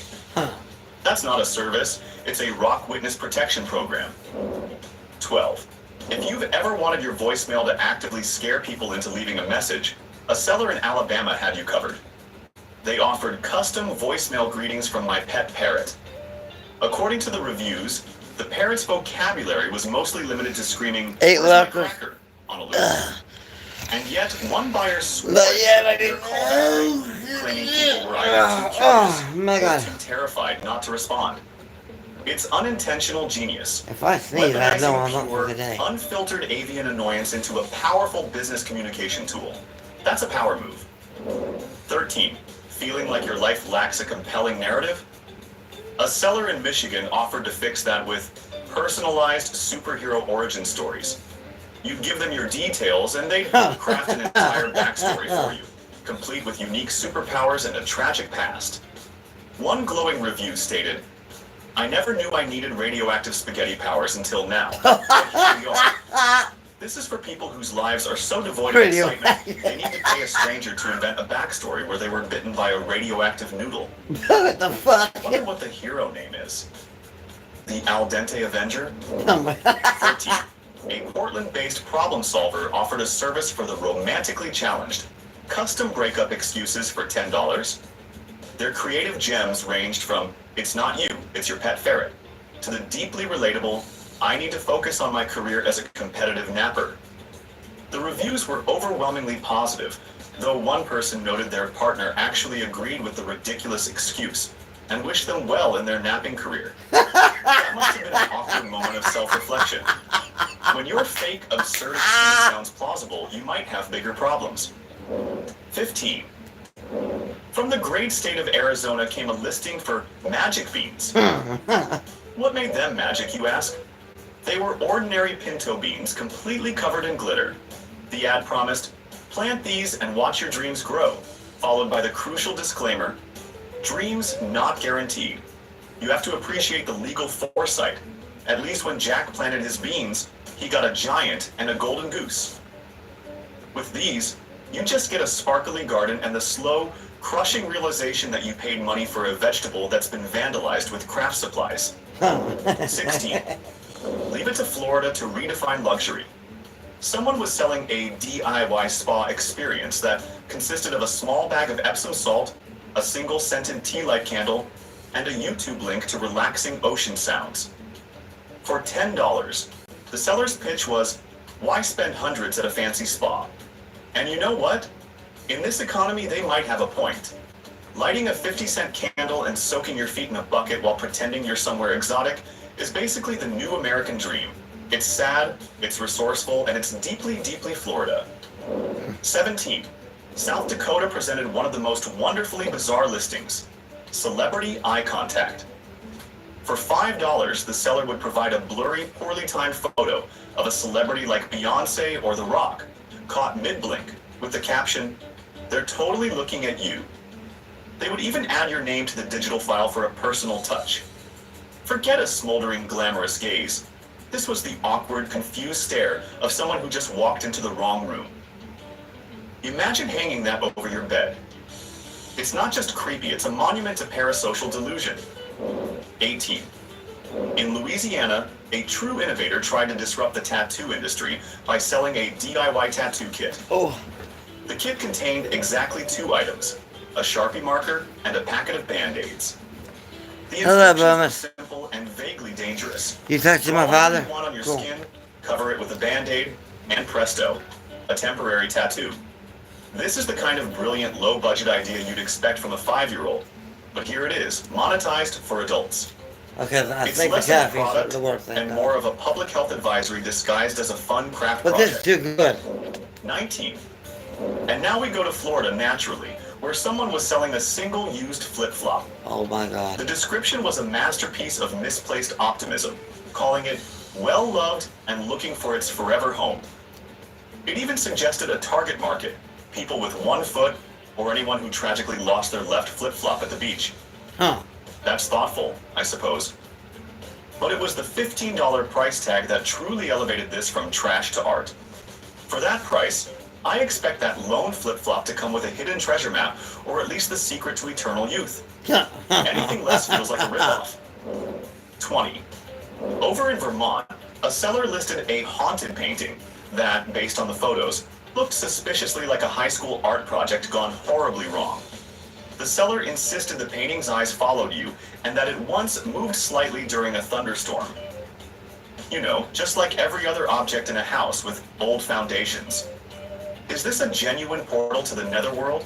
Or is it just a really clever marketing strategy to offload a piece of art that even the artist's mother wouldn't hang up? My money is on the latter, but you never know. 21. A seller in Colorado found a brilliant way to deal with their laundry problem. They started selling mystery socks. These were just single, unmatched socks, advertised with the promise that they'd arrive with a mysterious past and no explanation, just like most of my exes. Huh. The ad further targeted people who've given up on finding true love or matching laundry. This isn't just selling socks, it's selling a lifestyle. It's a subscription box for people who have fully embraced chaos and have Hey, decided that life three is just Jacks. too short to pair up socks. 22. North I'm just sitting there Carolina watching something this truly special. video I just Handcrafted got. dust bunnies. What? And I'm not talking about simple clumps of filth swept from under a couch. No, these were artisanal creations with tiny outfits and Oh detailed my backstories. god. One was named Sir Dustington III, a distinguished gentleman who had allegedly survived under the bed for 3 years. This is a level of creative absurdity that borders Wow. on genius. It's taking No something cheese. utterly worthless and giving it a name, a history, and a completely Welcome unearned back. sense of dignity. I'm not sure if it's art, but it's definitely something. 23. In New York, a seller offered a service that feels deeply necessary in today's world. Custom bedtime stories for adults. For $20, they would write and record a personalized story where you are the hero, whether that meant winning the lottery or finally figuring out how to file your taxes without crying. One review raved, "I fell asleep to the sound of me becoming president and banning Monday mornings." Forget meditation apps. This is the kind of targeted escapism we all truly need. I pay double for a story where my back doesn't randomly hurt for no reason. 24. Tennessee's contribution to this list is a work of art from nature itself. A potato that looked uncannily like Elvis Presley. The resemblance was shockingly good, with a squirrel forming a perfect pompadour and dirt smudges creating sideburns. The asking price was $100, which honestly feels a bit low for a vegetable deity. This wasn't just a potato, it was the king of spuds. You couldn't possibly eat French fries. That would be less like cooking and more like a culinary act of sacrilege. The world just wasn't ready for it. 25. Someone in Vermont created a business that sounds like a joke, but is actually a service for our times. Oh? Personalized, awkward silences. Huh? What the fuck? For $5, they would schedule a phone call, say hello, and then just sit in complete, unnerving silence for as long as you wanted. The ad pitched it as perfect for introverts who want company but not conversation. One reviewer even joked it was the most comfortable silence I've ever paid for. Huh? In a world of constant noise and forced small talk, paying someone to just quietly exist with you might be the greatest luxury of all. 26. From the high-concept art scene of Miami came a listing for a banana duct taped to a wall, with an asking price of $1,000. When a potential buyer questioned the cost, the seller's explanation was simple, profound, and utterly insane. It's art. This is clearly inspired by that gallery piece that sold for over $100,000. So when you think about it, this person wasn't being greedy. They were offering a massive discount on avant-garde fruit-based installations. It's a bargain, really. A banana duct taped to a wall. 27. A seller in Wisconsin catered to a very specific and... Oh yeah, I saw the rockstar strawberry. What is is that a thing? Imaginary feline friends, or for real cats that simply refuse to cooperate with the laws of physics. The ad highlighted the key benefits. No tangles, no scratches, and best of all, no actual cat required. Ew. The true genius was in the bonus feature. If your invisible cat runs away, you'll never have to post missing flyers. Huh. This isn't a product. It's a problem-solving masterpiece for a problem that doesn't exist. 28. In Georgia, an ambitious seller posted a time travel starter kit. Of course, it wasn't a functioning DeLorean. The kit consisted of an old broken alarm clock, a pair of swimming goggles, and a small handwritten note that read, "Step 1, believe." And you know what? That's probably the most honest and inspiring self-help advice I've ever seen. Forget complex theories and expensive seminars.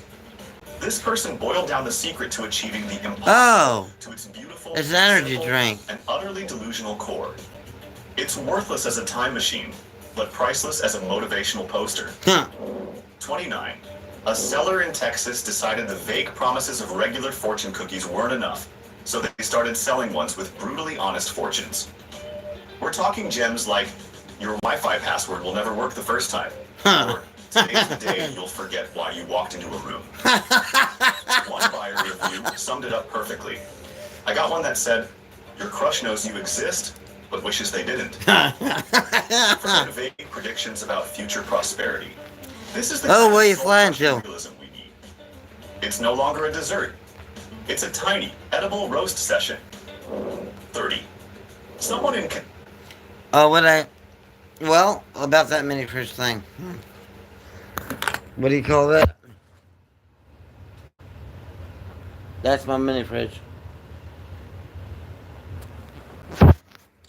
Already got that covered. Ugh. This is too good. I got about 10 minutes left of this, but I'm reading. Oh, have a safe trip wherever you're going. Let me know when you get there safely, all right? And wherever you're going, I hope you have a hell of a lot of fun. I just muted it instead of playing it. Bucky offered up a time capsule from 2020, which was just a shoebox filled with a exactly face how you mask, suggested hand it. sanitizer, I get a it. single roll of toilet paper, and a note that read, "We survived." It feels a little too soon to be nostalgic about a year that felt like a decade-long anxiety attack. This isn't a historical artifact. It's a neatly packaged box of recent trauma. Do I? It's No. the perfect gift for someone you want to remind of the great toilet paper famine. I can't decide if it's hilarious or just sad. Oh, man. 31. From Massachusetts came a gently used crystal ball with a refreshingly honest disclaimer. Sometimes accurate, sometimes just shows Netflix recommendations. You have to appreciate the transparency. If my future just consists of endlessly scrolling through streaming services trying to find something to watch, then this isn't a faulty crystal ball. It's the most accurate psychic artifact ever created. It's not Barbara. future. It's just holding up a mirror to I my like current that. pathetic reality. No refund needed. 32. In Washington, a true visionary offered mood rings for your houseplants.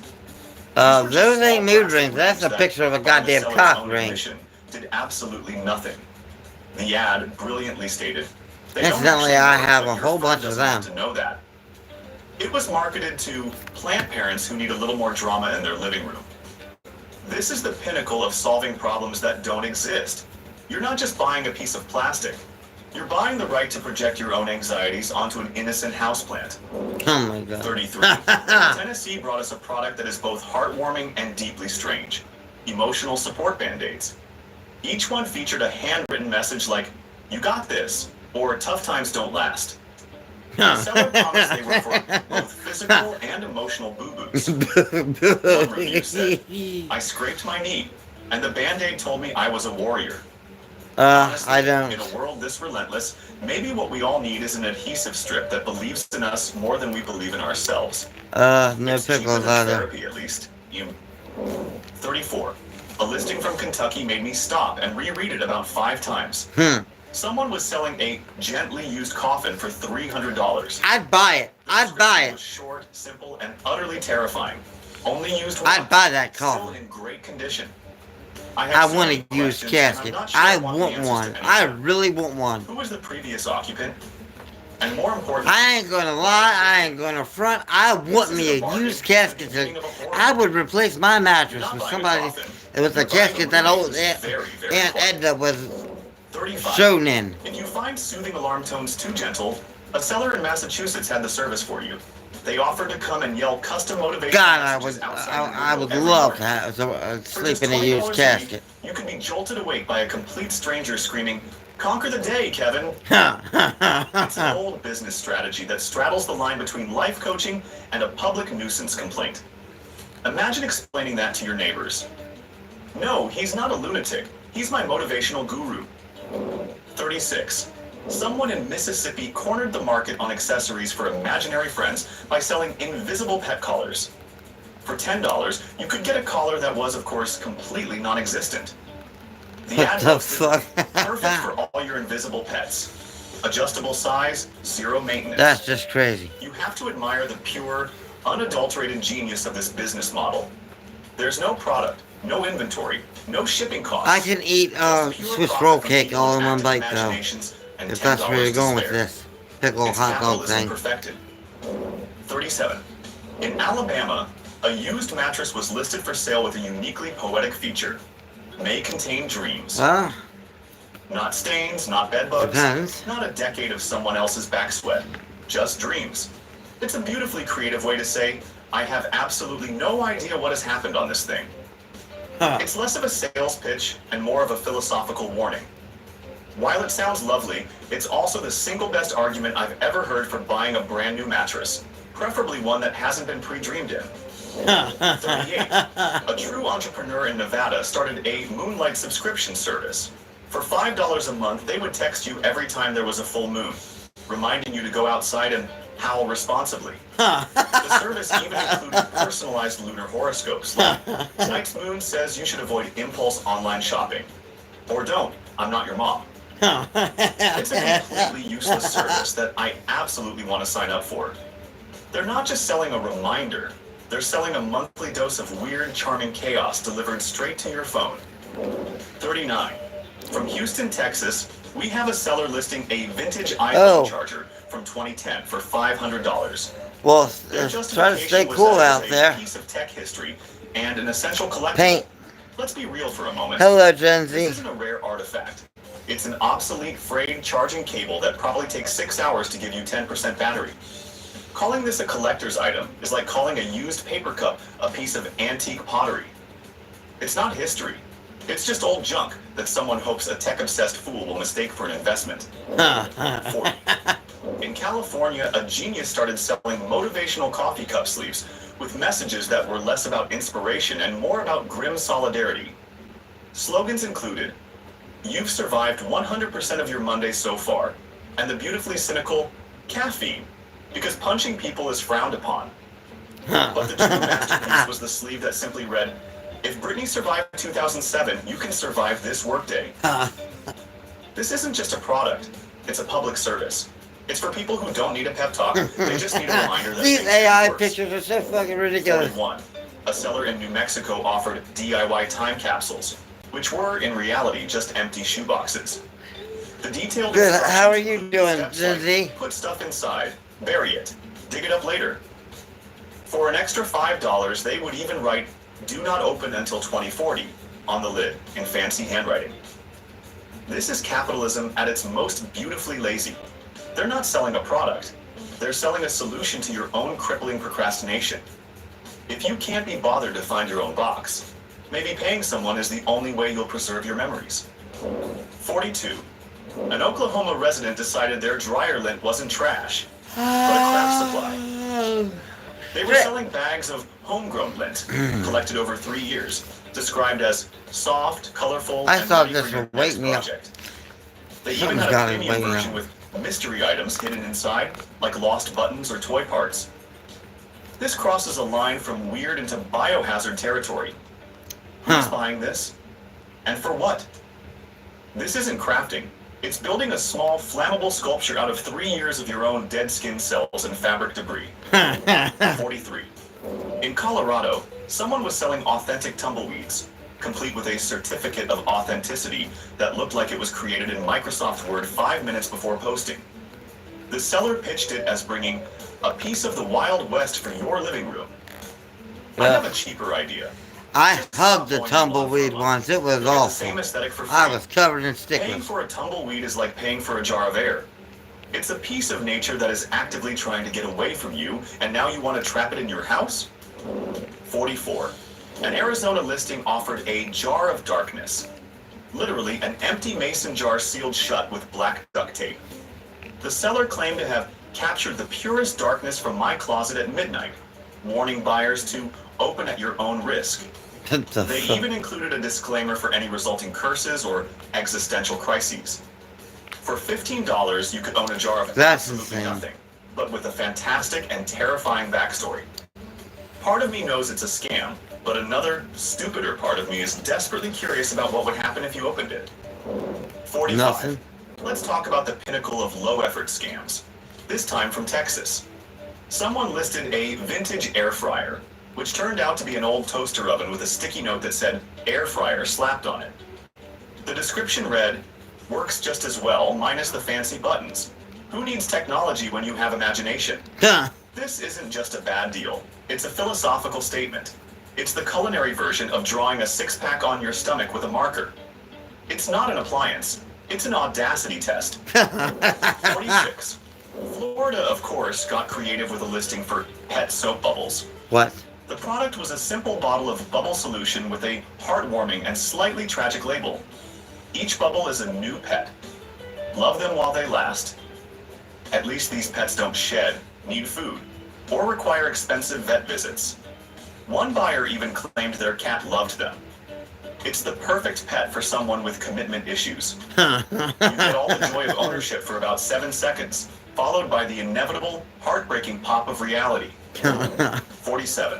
A seller in Maine offered something truly baffling. Hand-knitted spaghetti.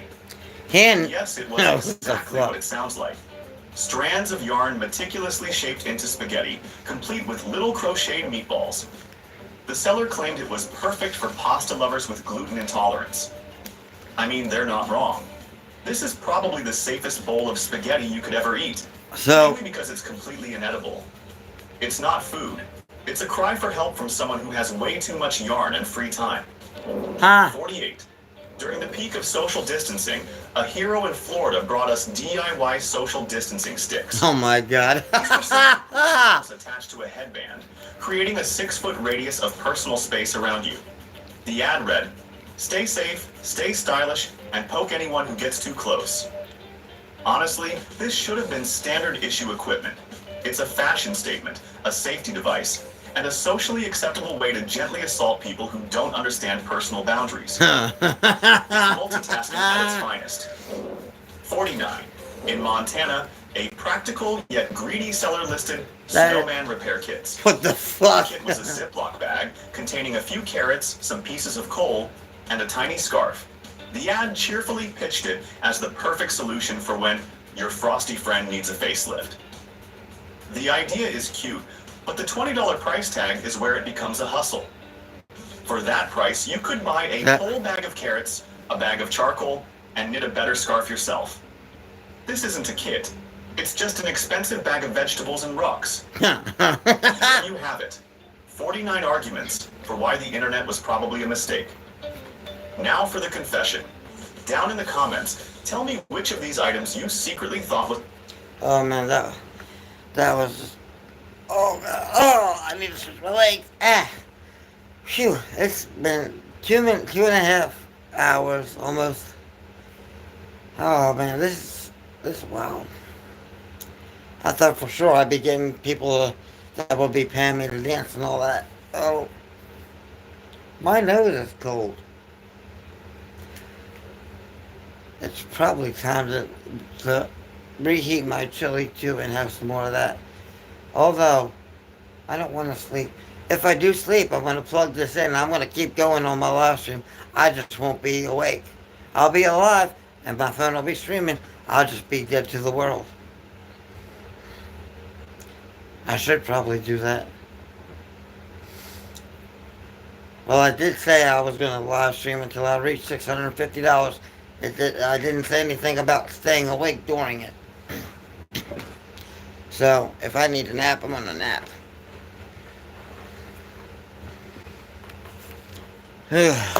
I'm probably going to reheat this chili. You know what? I've only gotten like, let me see, let me look at my notifications. Any notifications from Cash App? Not since that $5 to play that song. Hell, I am going to probably wind up sleeping during this live stream because I'm already tired and I've made $500 out of $650, so I'm probably going to plug my phone in at some point when I do get tired and sleep, and then when I wake up I'll get back on here. But I'm needing to raise $650. I made $5. I'm going to throw this in the garbage too. Be right back. Oh.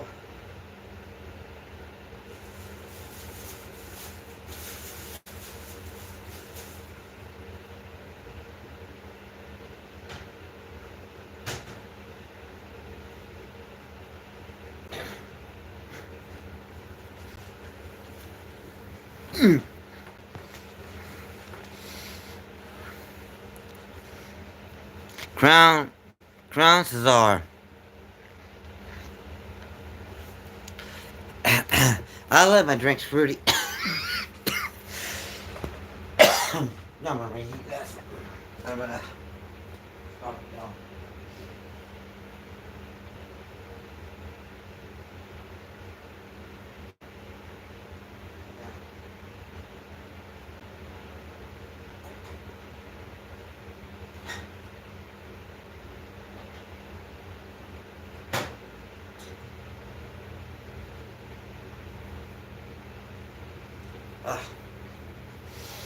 Ooh. 3 minutes in the nuker.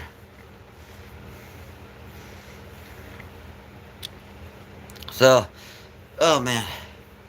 Yeah. If I get tired, I am going to sleep. Oh, thank you, doggo. And you're the best commenter on YouTube. And I like that name too. Tell me, is there a backstory with that, with your channel name, Doggo? Is that because you're loyal? because I see you as very loyal and truly amazing.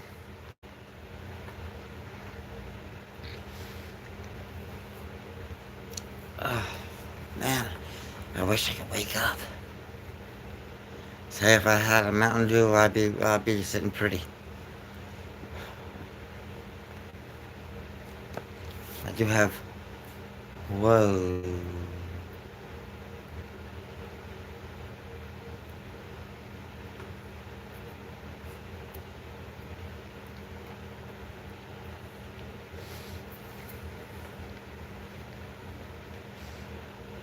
Well, I like that name.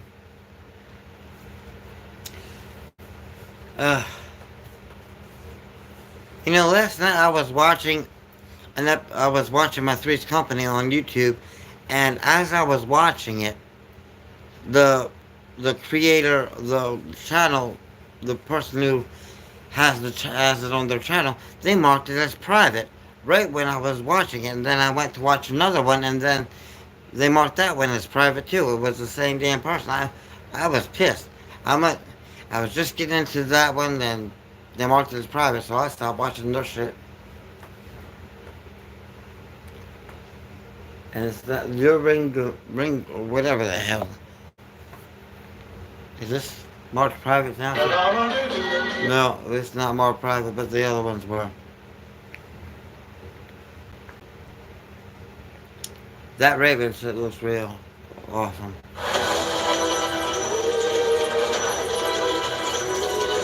Home Depot's Raven animatronic. I really like this prop. I feel like he'll fit in a graveyard type of theme outside on Halloween. And he just looks really cool in general, and I know you guys want to see a lot of the Home Depot ones this year. That's why I got most of them. He's got a lantern that lights up, his eyes that light up, his mouth that moves, and one of his arms moves as well. I don't know which one. And then this skull on top of his staff thing that he holds, that stick, also lights up.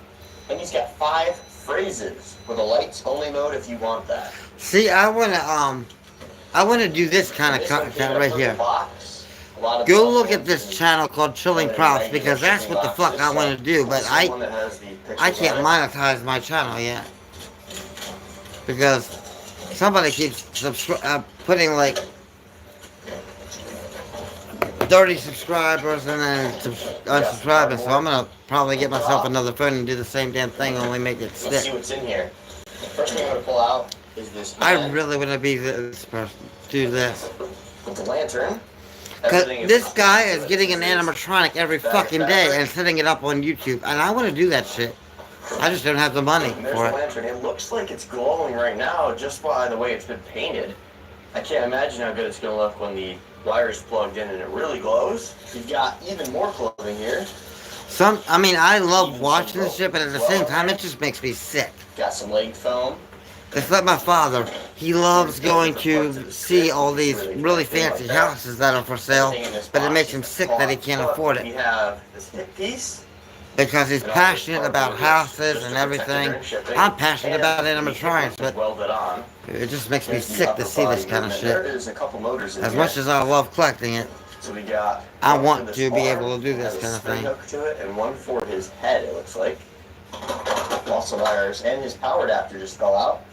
Also, looks like he might be waterproof. I'll have to look online though, because he has this rubber piece over. I'll just stick it in your bathtub and find out, and dumbass. has that type of screw-in adapter. God, So these this is people only make me part of the sick. power adapter. I see the other part of it right here. More leg foam. There's a bag with 3 cotter pins in it. Well, I'll be doing my own setup video when I get Maleficent. Here's the other hand. And it has an actual welded on door hinge. This looks like one of those professional props. Because like poison props and distortions do stuff like that. So I don't think this mouth moves, but wow, is it cool. Here's a full 360 of it.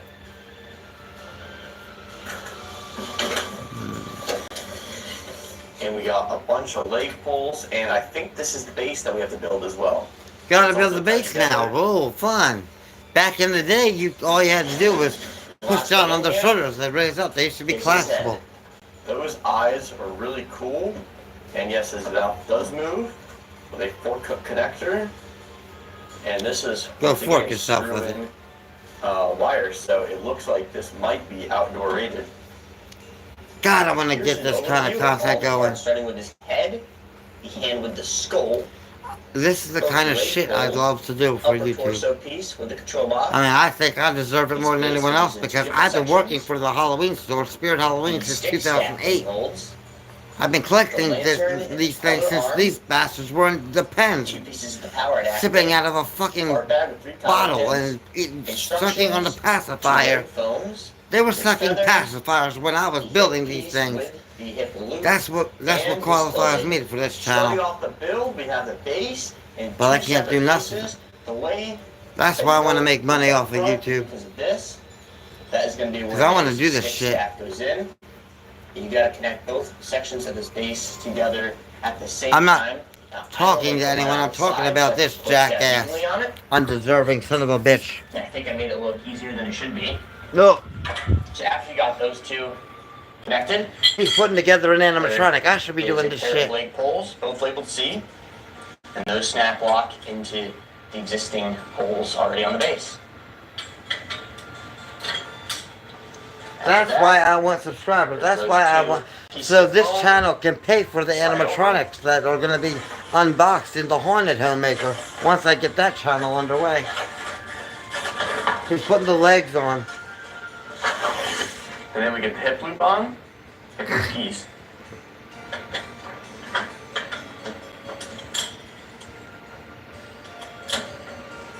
And he's pretty tall already. To make him even taller, we're putting on... You're making me taller? Shut the fuck up, you undeserving son of a bitch. Step comes in. Yeah, I'll watch this and I'll cuss these assholes out. After we plug the power adapter, It just sickens me. time to do it before Here I am, trying to raise money by getting people to pay me to dance and everything. I made $5. These things cost like $300 a pop, and this asshole is buying them every fucking day to set them up on the channel. A channel that I should be having. I deserve that. I know I deserve that, because I've been obsessed with these bastards since I was 3 years old. That's over 30 years. The lights on, only mode. I've been obsessed with animatronics since I was 3 years old. I'm 34. Also a little LED That just pisses me off. Never seen that on a control box. So just for funsies, I like to watch it. I like to sit here and watch these videos and cuss these assholes out. For the clothing, there is a little bit of Velcro on the back. It's not too much, and it's not all the way to the top or the bottom. It's in the middle. But how do they fucking do this? I asked somebody how they did this when I was at Transworld because I saw one of them. And they said that their channel pays for the animatronics. They get money from their channel that's monetized and everything. And they have all the subscribers there and people watching their videos. They have everything that it needs, and their channel is... They just make a video. One video pays for the next animatronic. I do know how to build them. He bought that from Home Depot, just like Maleficent's coming from Home Depot. The only difference is I have to sacrifice 2 bills that I have to pay for mine. They just make a video and bam, they got enough money from that video to do the next animatronic. And the other arm still. I don't know whether they put a gun to his head or to mine. I ain't even watching that shit anymore. It's just too depressing. Fuck that.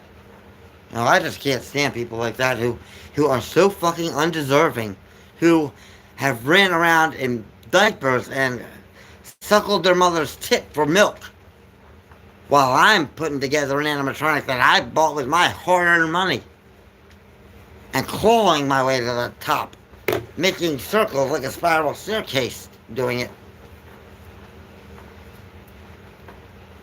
To make my... Okay, do you have money for me? Because, like I said, this is a telethon. I'm willing to do dumb shit and be a fucking puppet. Okay? For money to get myself out of the hole. Because right now, I owe $200 to the electric company. And I owe another $50 to Spectrum for my Wi-Fi. I also have to get $60 for my Amtrak ticket. And then I have to get another 25 for an Uber.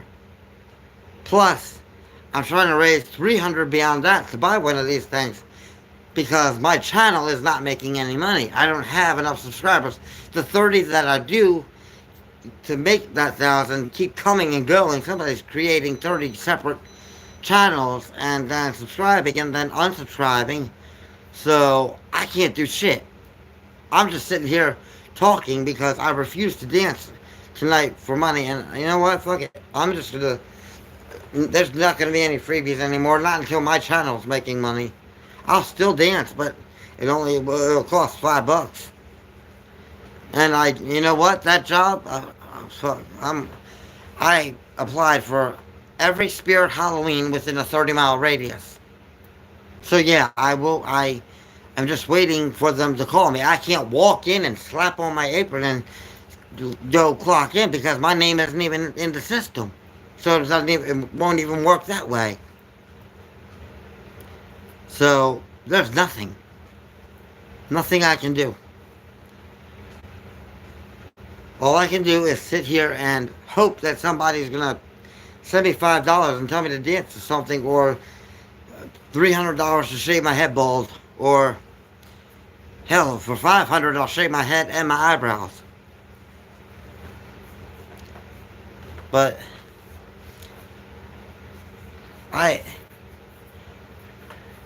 JP2, I don't know who JP2 is, but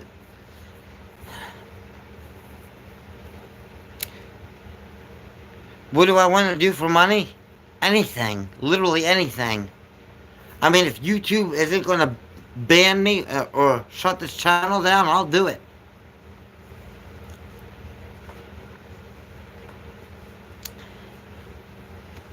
But, like, I want to be one of those creators.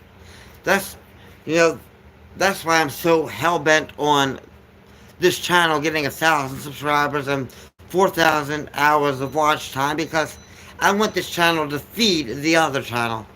The other channel is going to start out with nothing. It's going to be hungry. It's going to need to be fed. So this channel is going to be feeding it. And then, am I willing to take that risk? I'm addicted to animatronics, okay? You know how junkies will go and do anything for their fix? When it comes to my animatronics, I am no different than any crackhead or street whore that you see out there. Because I'm willing to do anything just to be able to buy one. Anything.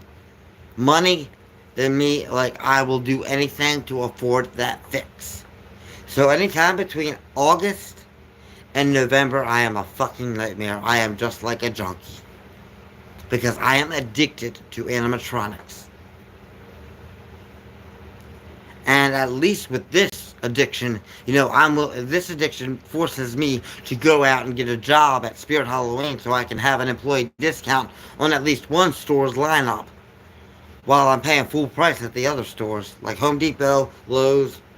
Those two stores, I gotta pay full price. At least one store, I'll have the discount at, which is Spirit, which the products are slowly getting worse and worse, while Home Depots are getting better and better. So I think I would just apply for Home Depot next year. But yeah, I am just strapped for cash, and I'm about ready to lose my I'm just about ready to sit here in candlelight and go to the library during the day to charge my phone.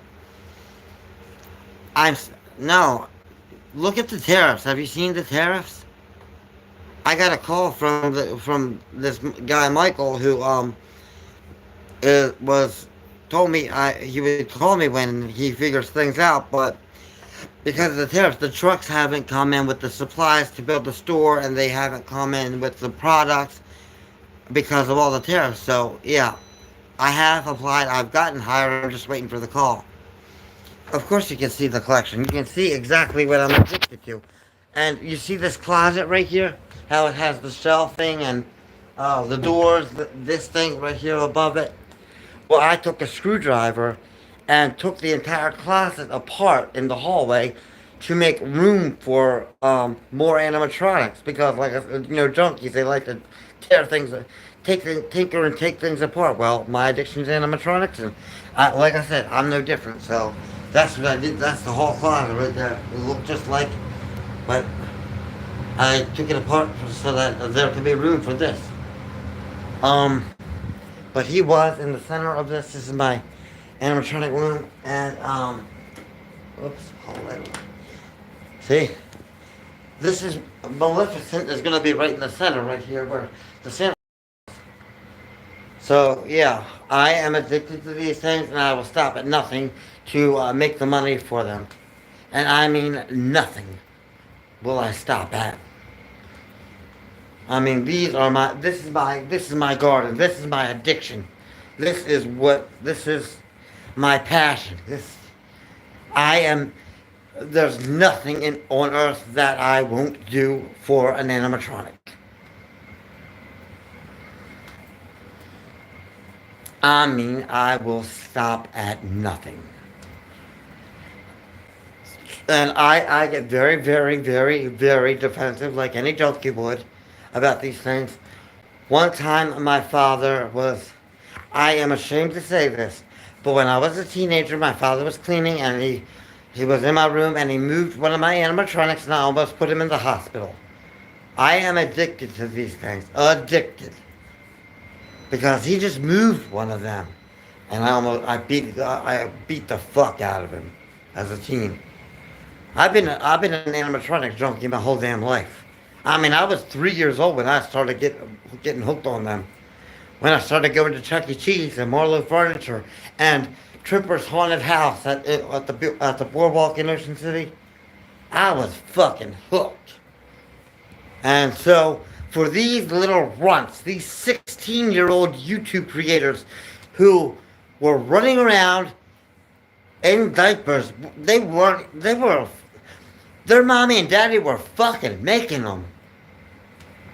And I'm sitting here collecting animatronics, and 16 years later, here they are making money, making enough money to buy these things every fucking day and do another video unboxing them. And here I am, willing to do any goddamn thing on camera to make money so I can buy them. Christ, I'm willing to catch a communicable disease for these things. I deserve that more than any of those rugrats. It just pisses me the fuck off. Nothing pisses me off more than that. Knowing that there's 16-year-olds that, Christ, I started collecting. I had a bedroom full of them before they were even conceived. And that pisses me off. I may be the champion, but goddamn it, somebody better open their eyes and see it and put me on the map. Because I'm pissed that I'm not on the map. I'm invisible. And I think I deserve it, and I'm more qualified than anybody else for that shit. Way more qualified. I'm a fucking veteran.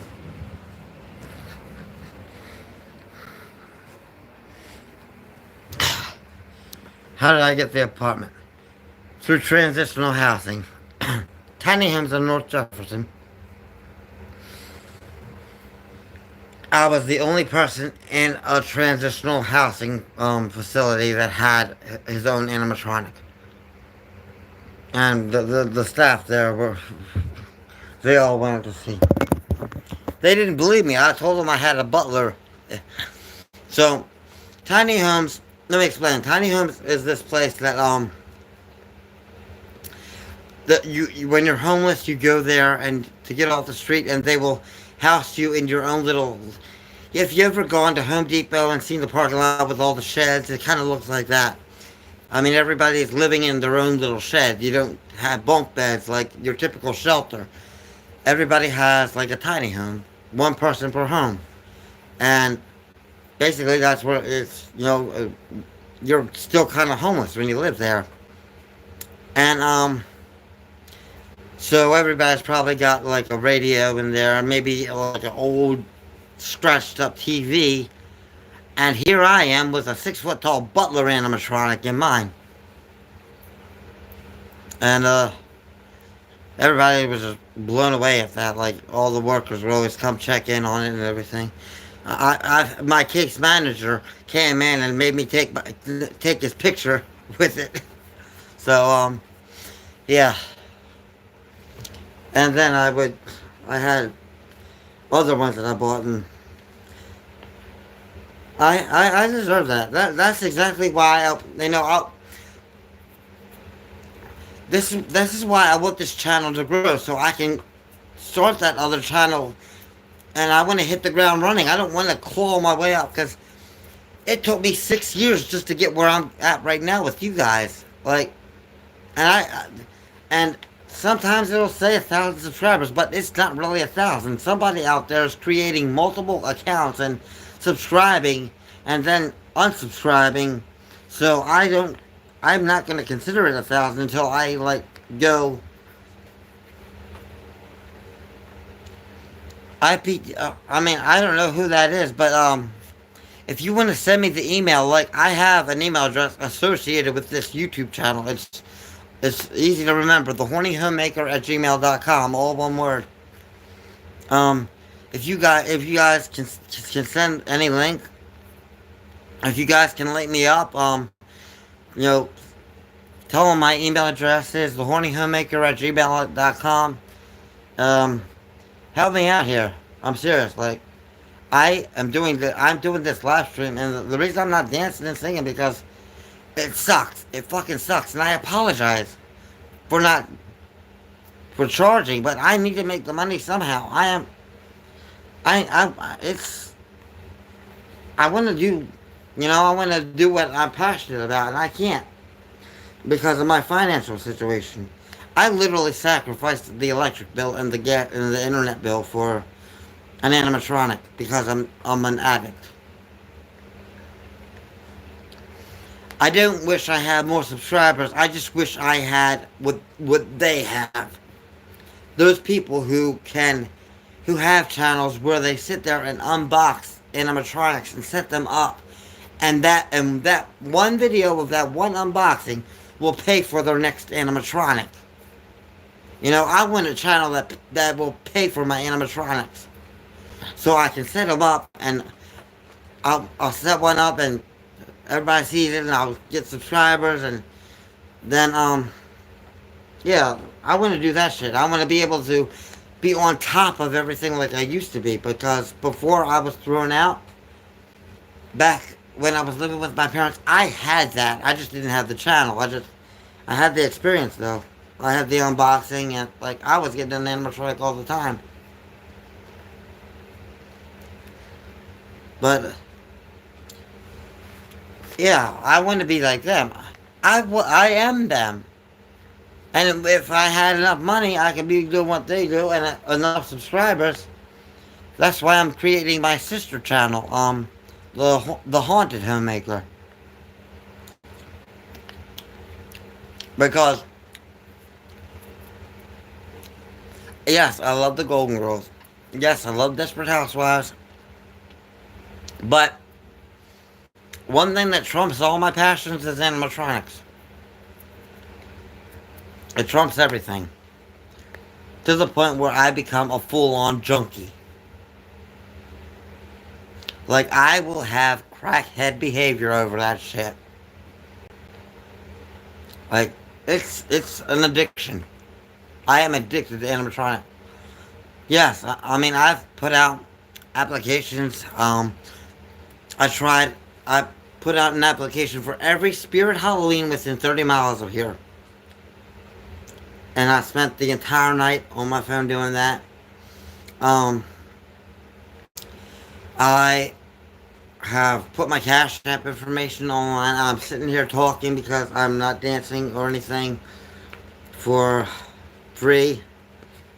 I think I'm going to start charging it until... I think I'm just going to start charging with every live stream. Not just this one, but every one.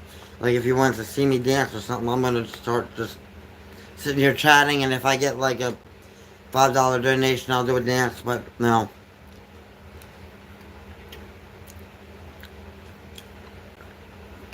I'm just sick and tired of being off the map. Somebody needs to put me on the map. And on the radar. If I had money with me, I would not be sitting here begging somebody to pick a song or tell me what to do so I could pay me like, kind of like an extreme truth or dare type situation. Mm.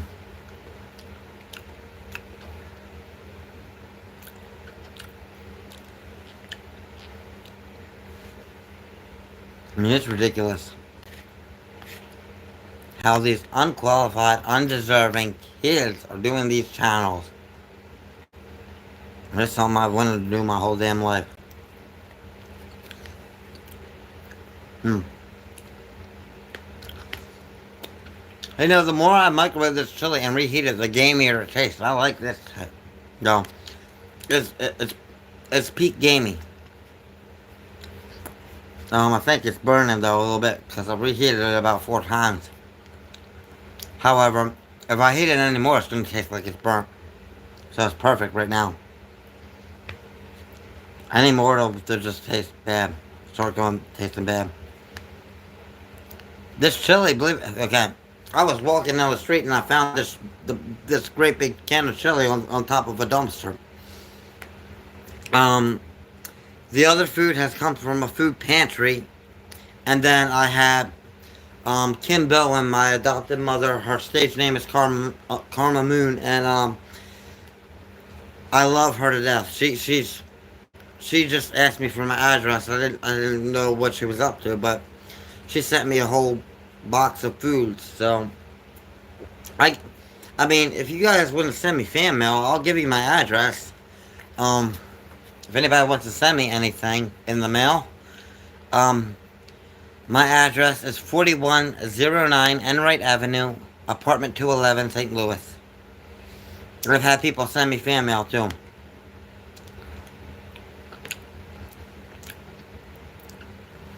Oh, and I have food stamps, so um, I get $180 every month with my food stamps, and I'm on Social Security, so I get like $900 a month, and then I have all these bills to pay. After I pay my bills and buy some shampoos and soaps and everything. You know what? I'm gonna write it down and then I'm gonna put it on screen. Hold on. Let me get a stationery.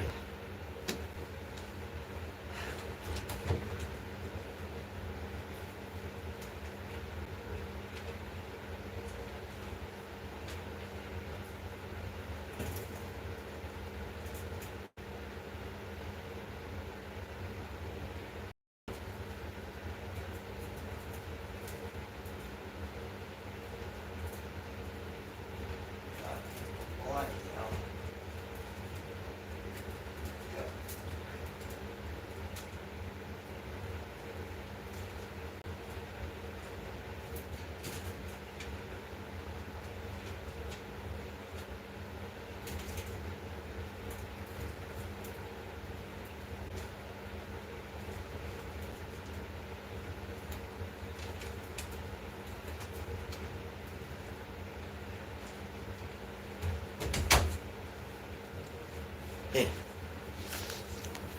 Oh.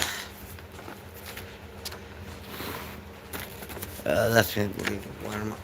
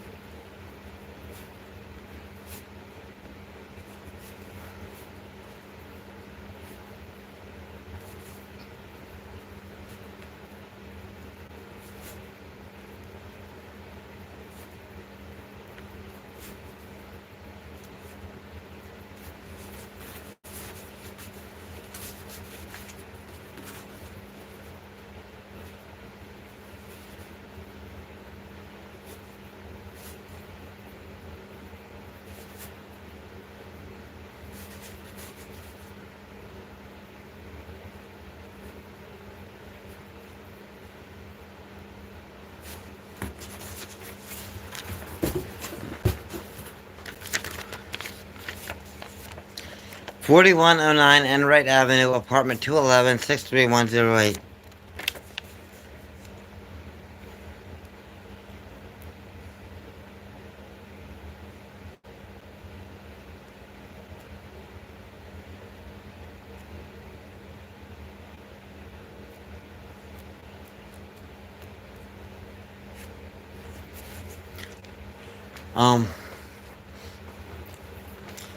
But yeah, I just, I believe that it doesn't matter. That's my address, 4109 Enright Avenue. In case anybody wants to ever mail me anything or anything.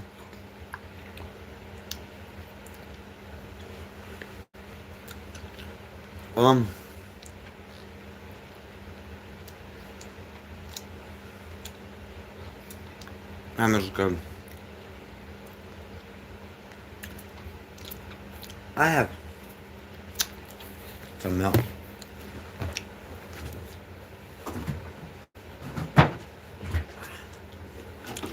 Oh, not enough to pour in the glass.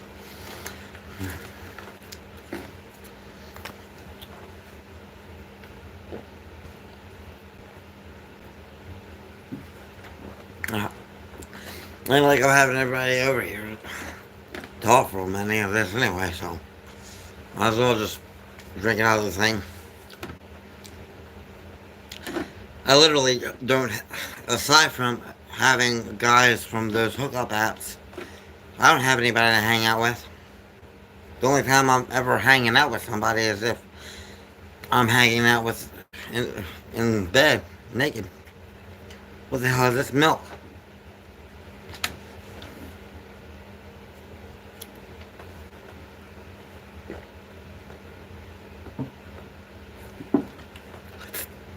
My favorite beverage. I love milk. I think I opened this like last night or something. It's already going. Oh, I love milk. Nothing better than a good cold glass of milk. Well, yeah. I'm willing to do anything for money. And especially, if it's large amounts and quickly, the bigger and quicker, the better. So, that's why I'm doing this live stream, really, to, if you guys want me to do something, and send me some money, I'll do it. Hell, if I had another phone and you wanted me to prank call somebody like your ex or somebody who pissed you off, I'd do that live too. You know what? If somebody wants to send me a phone with some, you know what? It doesn't even have to be activated. I could use my Wi-Fi on it. Anybody wants to send me a phone in the mail? No, you don't necessarily need a job for money. There are YouTubers out there that make money doing shit that I'd like to do. But I'm gonna start. But same as.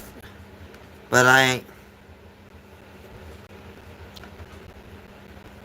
I wish I had a job. I wish I was working. That way I wouldn't be having to sit here and do live streams and constantly work on my channel just to get genuine subscribers instead of that one asshole that keeps creating 30 separate accounts and subscribing and unsubscribing, because that's some other bullshit.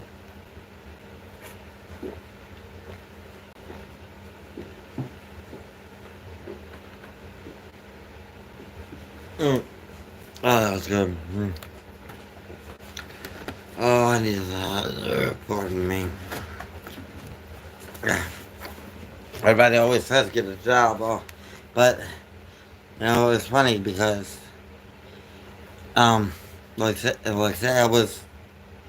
say I was called in to have my first day at work today. Okay, fine. I got a job. I just got home from work. I worked 8 hours. Okay? But that money's not gonna be here today. It's not even gonna be here if I work tomorrow, I work the next day. If I work all the way till for a week, for 8 hours, that money's still not going to be here until a couple weeks from now.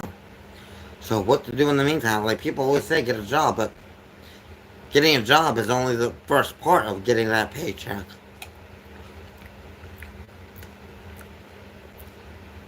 Then you got to work for 2 weeks before you see it. So what do you do in the meantime? I mean, I try. I don't sit on my ass and do nothing. You know, if I'm sitting on my ass and there's nothing good on and I'm not live streaming, then I will be applying for jobs. That's what I do in my off time. Yep. And I'm not here. Will I be online tomorrow? Probably.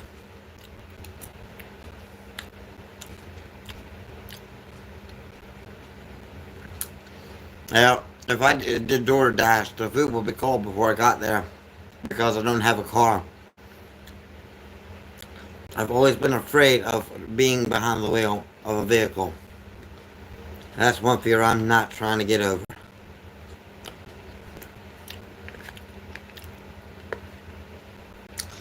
I never wanted to learn how to drive. It terrified me. And that's probably because of, every day, every single day, ever since I was an infant, my father would have the news on and there would always be something about some car crash, and I guess it put this fear into me. That made me never ever want a car. My parents were they said that if I learned how to drive, they would buy me a really nice car for my 16th birthday. I said, save your money. I ain't gonna learn how to do that shit. I'm terrified of that.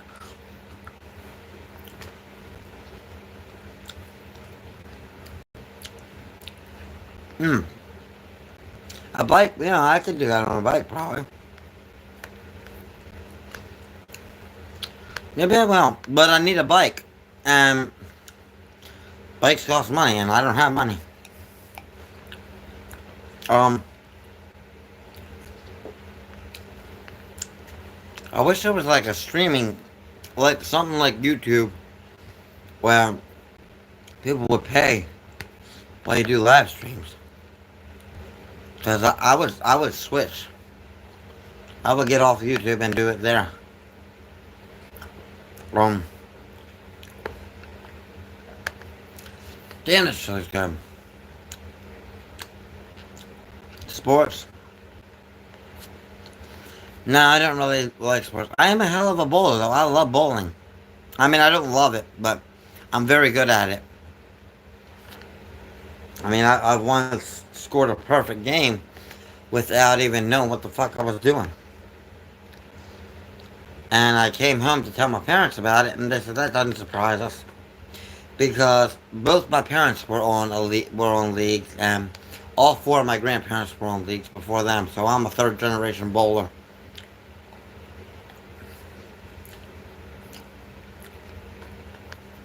I could go to CC's if they have this thing. If you get this pizza for like $50, they'll give you $100 if you can finish it. So I saw that somewhere, and if that's true, then hell, I'd make $50 that way.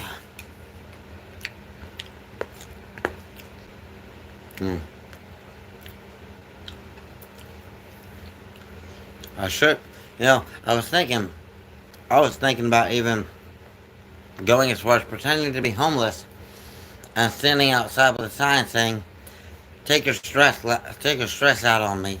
Insult me for $10.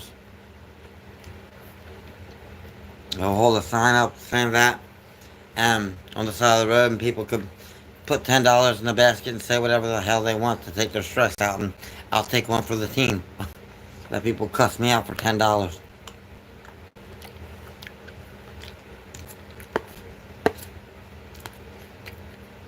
Be a good thing for a lot of people. Well, that's why. Well, I would probably have like a carton of eggs handy because I'd be on the street, and if they insulted me and didn't pay, I'd probably throw eggs at the car. And that will be free too.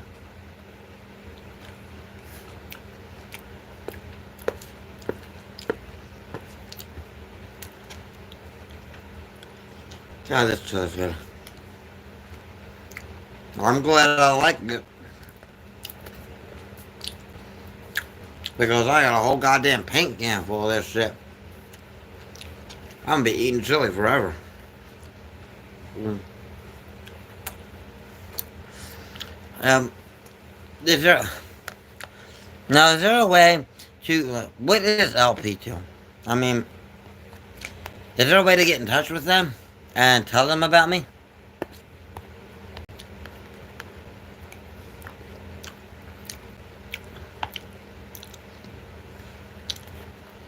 Would you be able to get in touch? You know, I know one thing that would boost my channel, and I really don't want to go that route, but I might. Getting on the Howard Stern show again.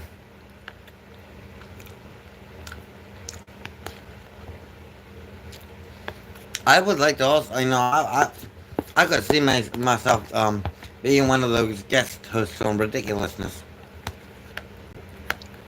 It'd be kind of fun, actually.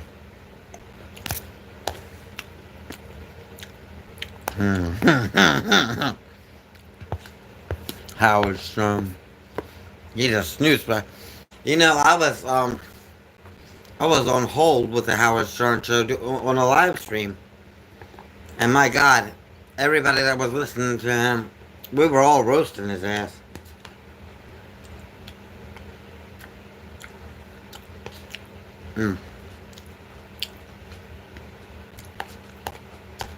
But he's going downhill.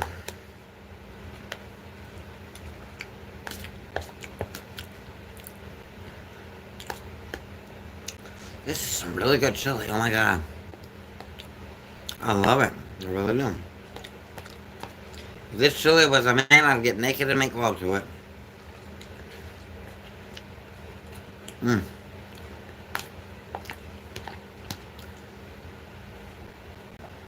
Holy hell.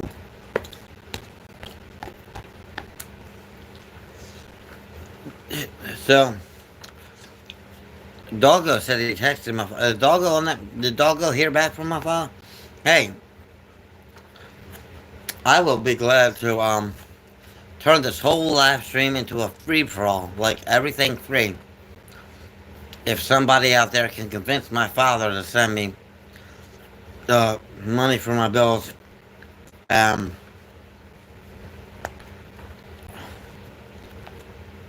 if anybody can convince my father to send me $650, I'll make this whole live stream a free for all.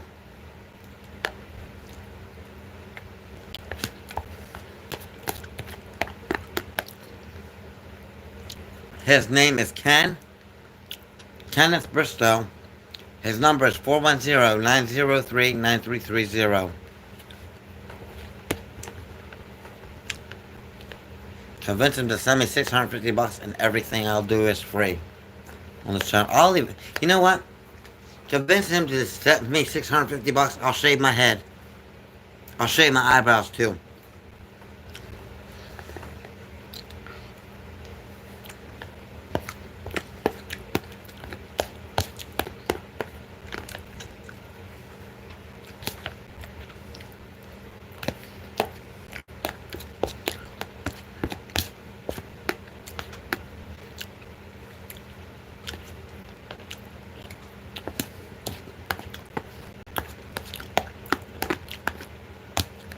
God damn, this is good.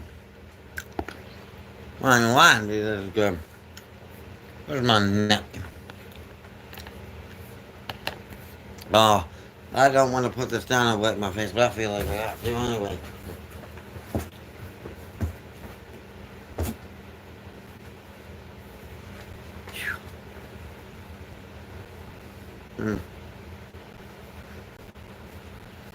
Yeah, I killed the milk.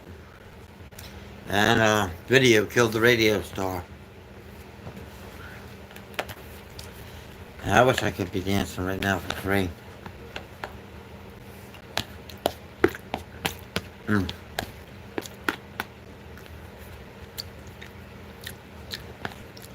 Holy hell, this is good. It is taking me into food nirvana. Mm-mm-mm.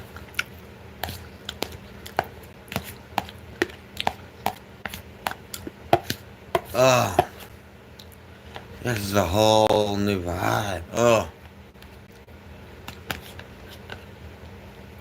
I mean, the ingredients I put in there and then reheating making it taste a little gamey. Oh, that's paradise.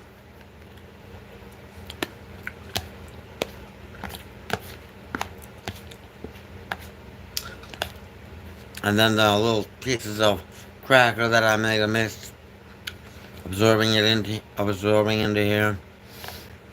With the extra ingredients, reheating. Oh, this is just, oh god, it's so good. So bountiful, so flavorful. Mm.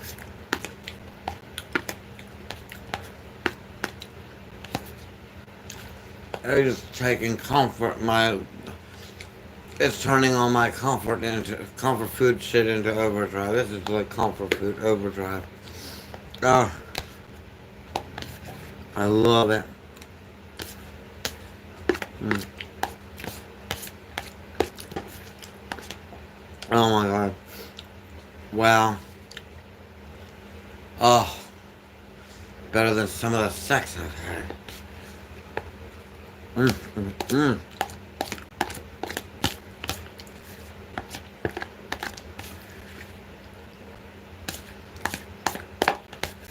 Mm. Oh my god. Oh. Yeah. Oh god. Oh yeah, that was a food guys. Let me get some. Holy fuck. Oh, that was so good.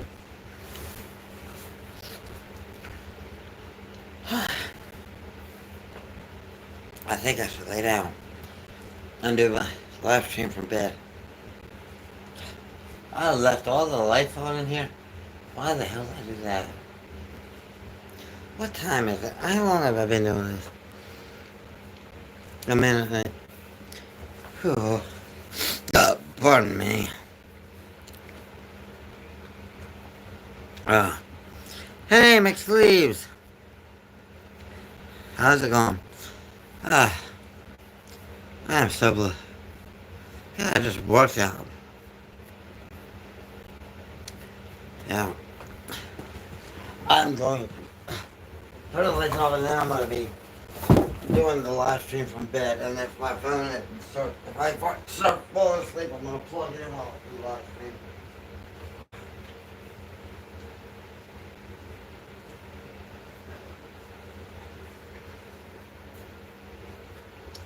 Alright.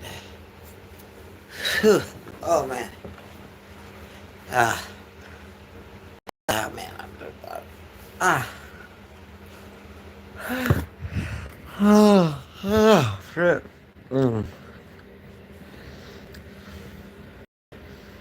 Oh, I'm gonna check and see if anybody's cash at me. Now I got the comment section turned off.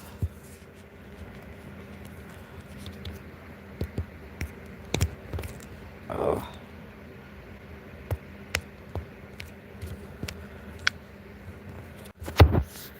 How did I manage it?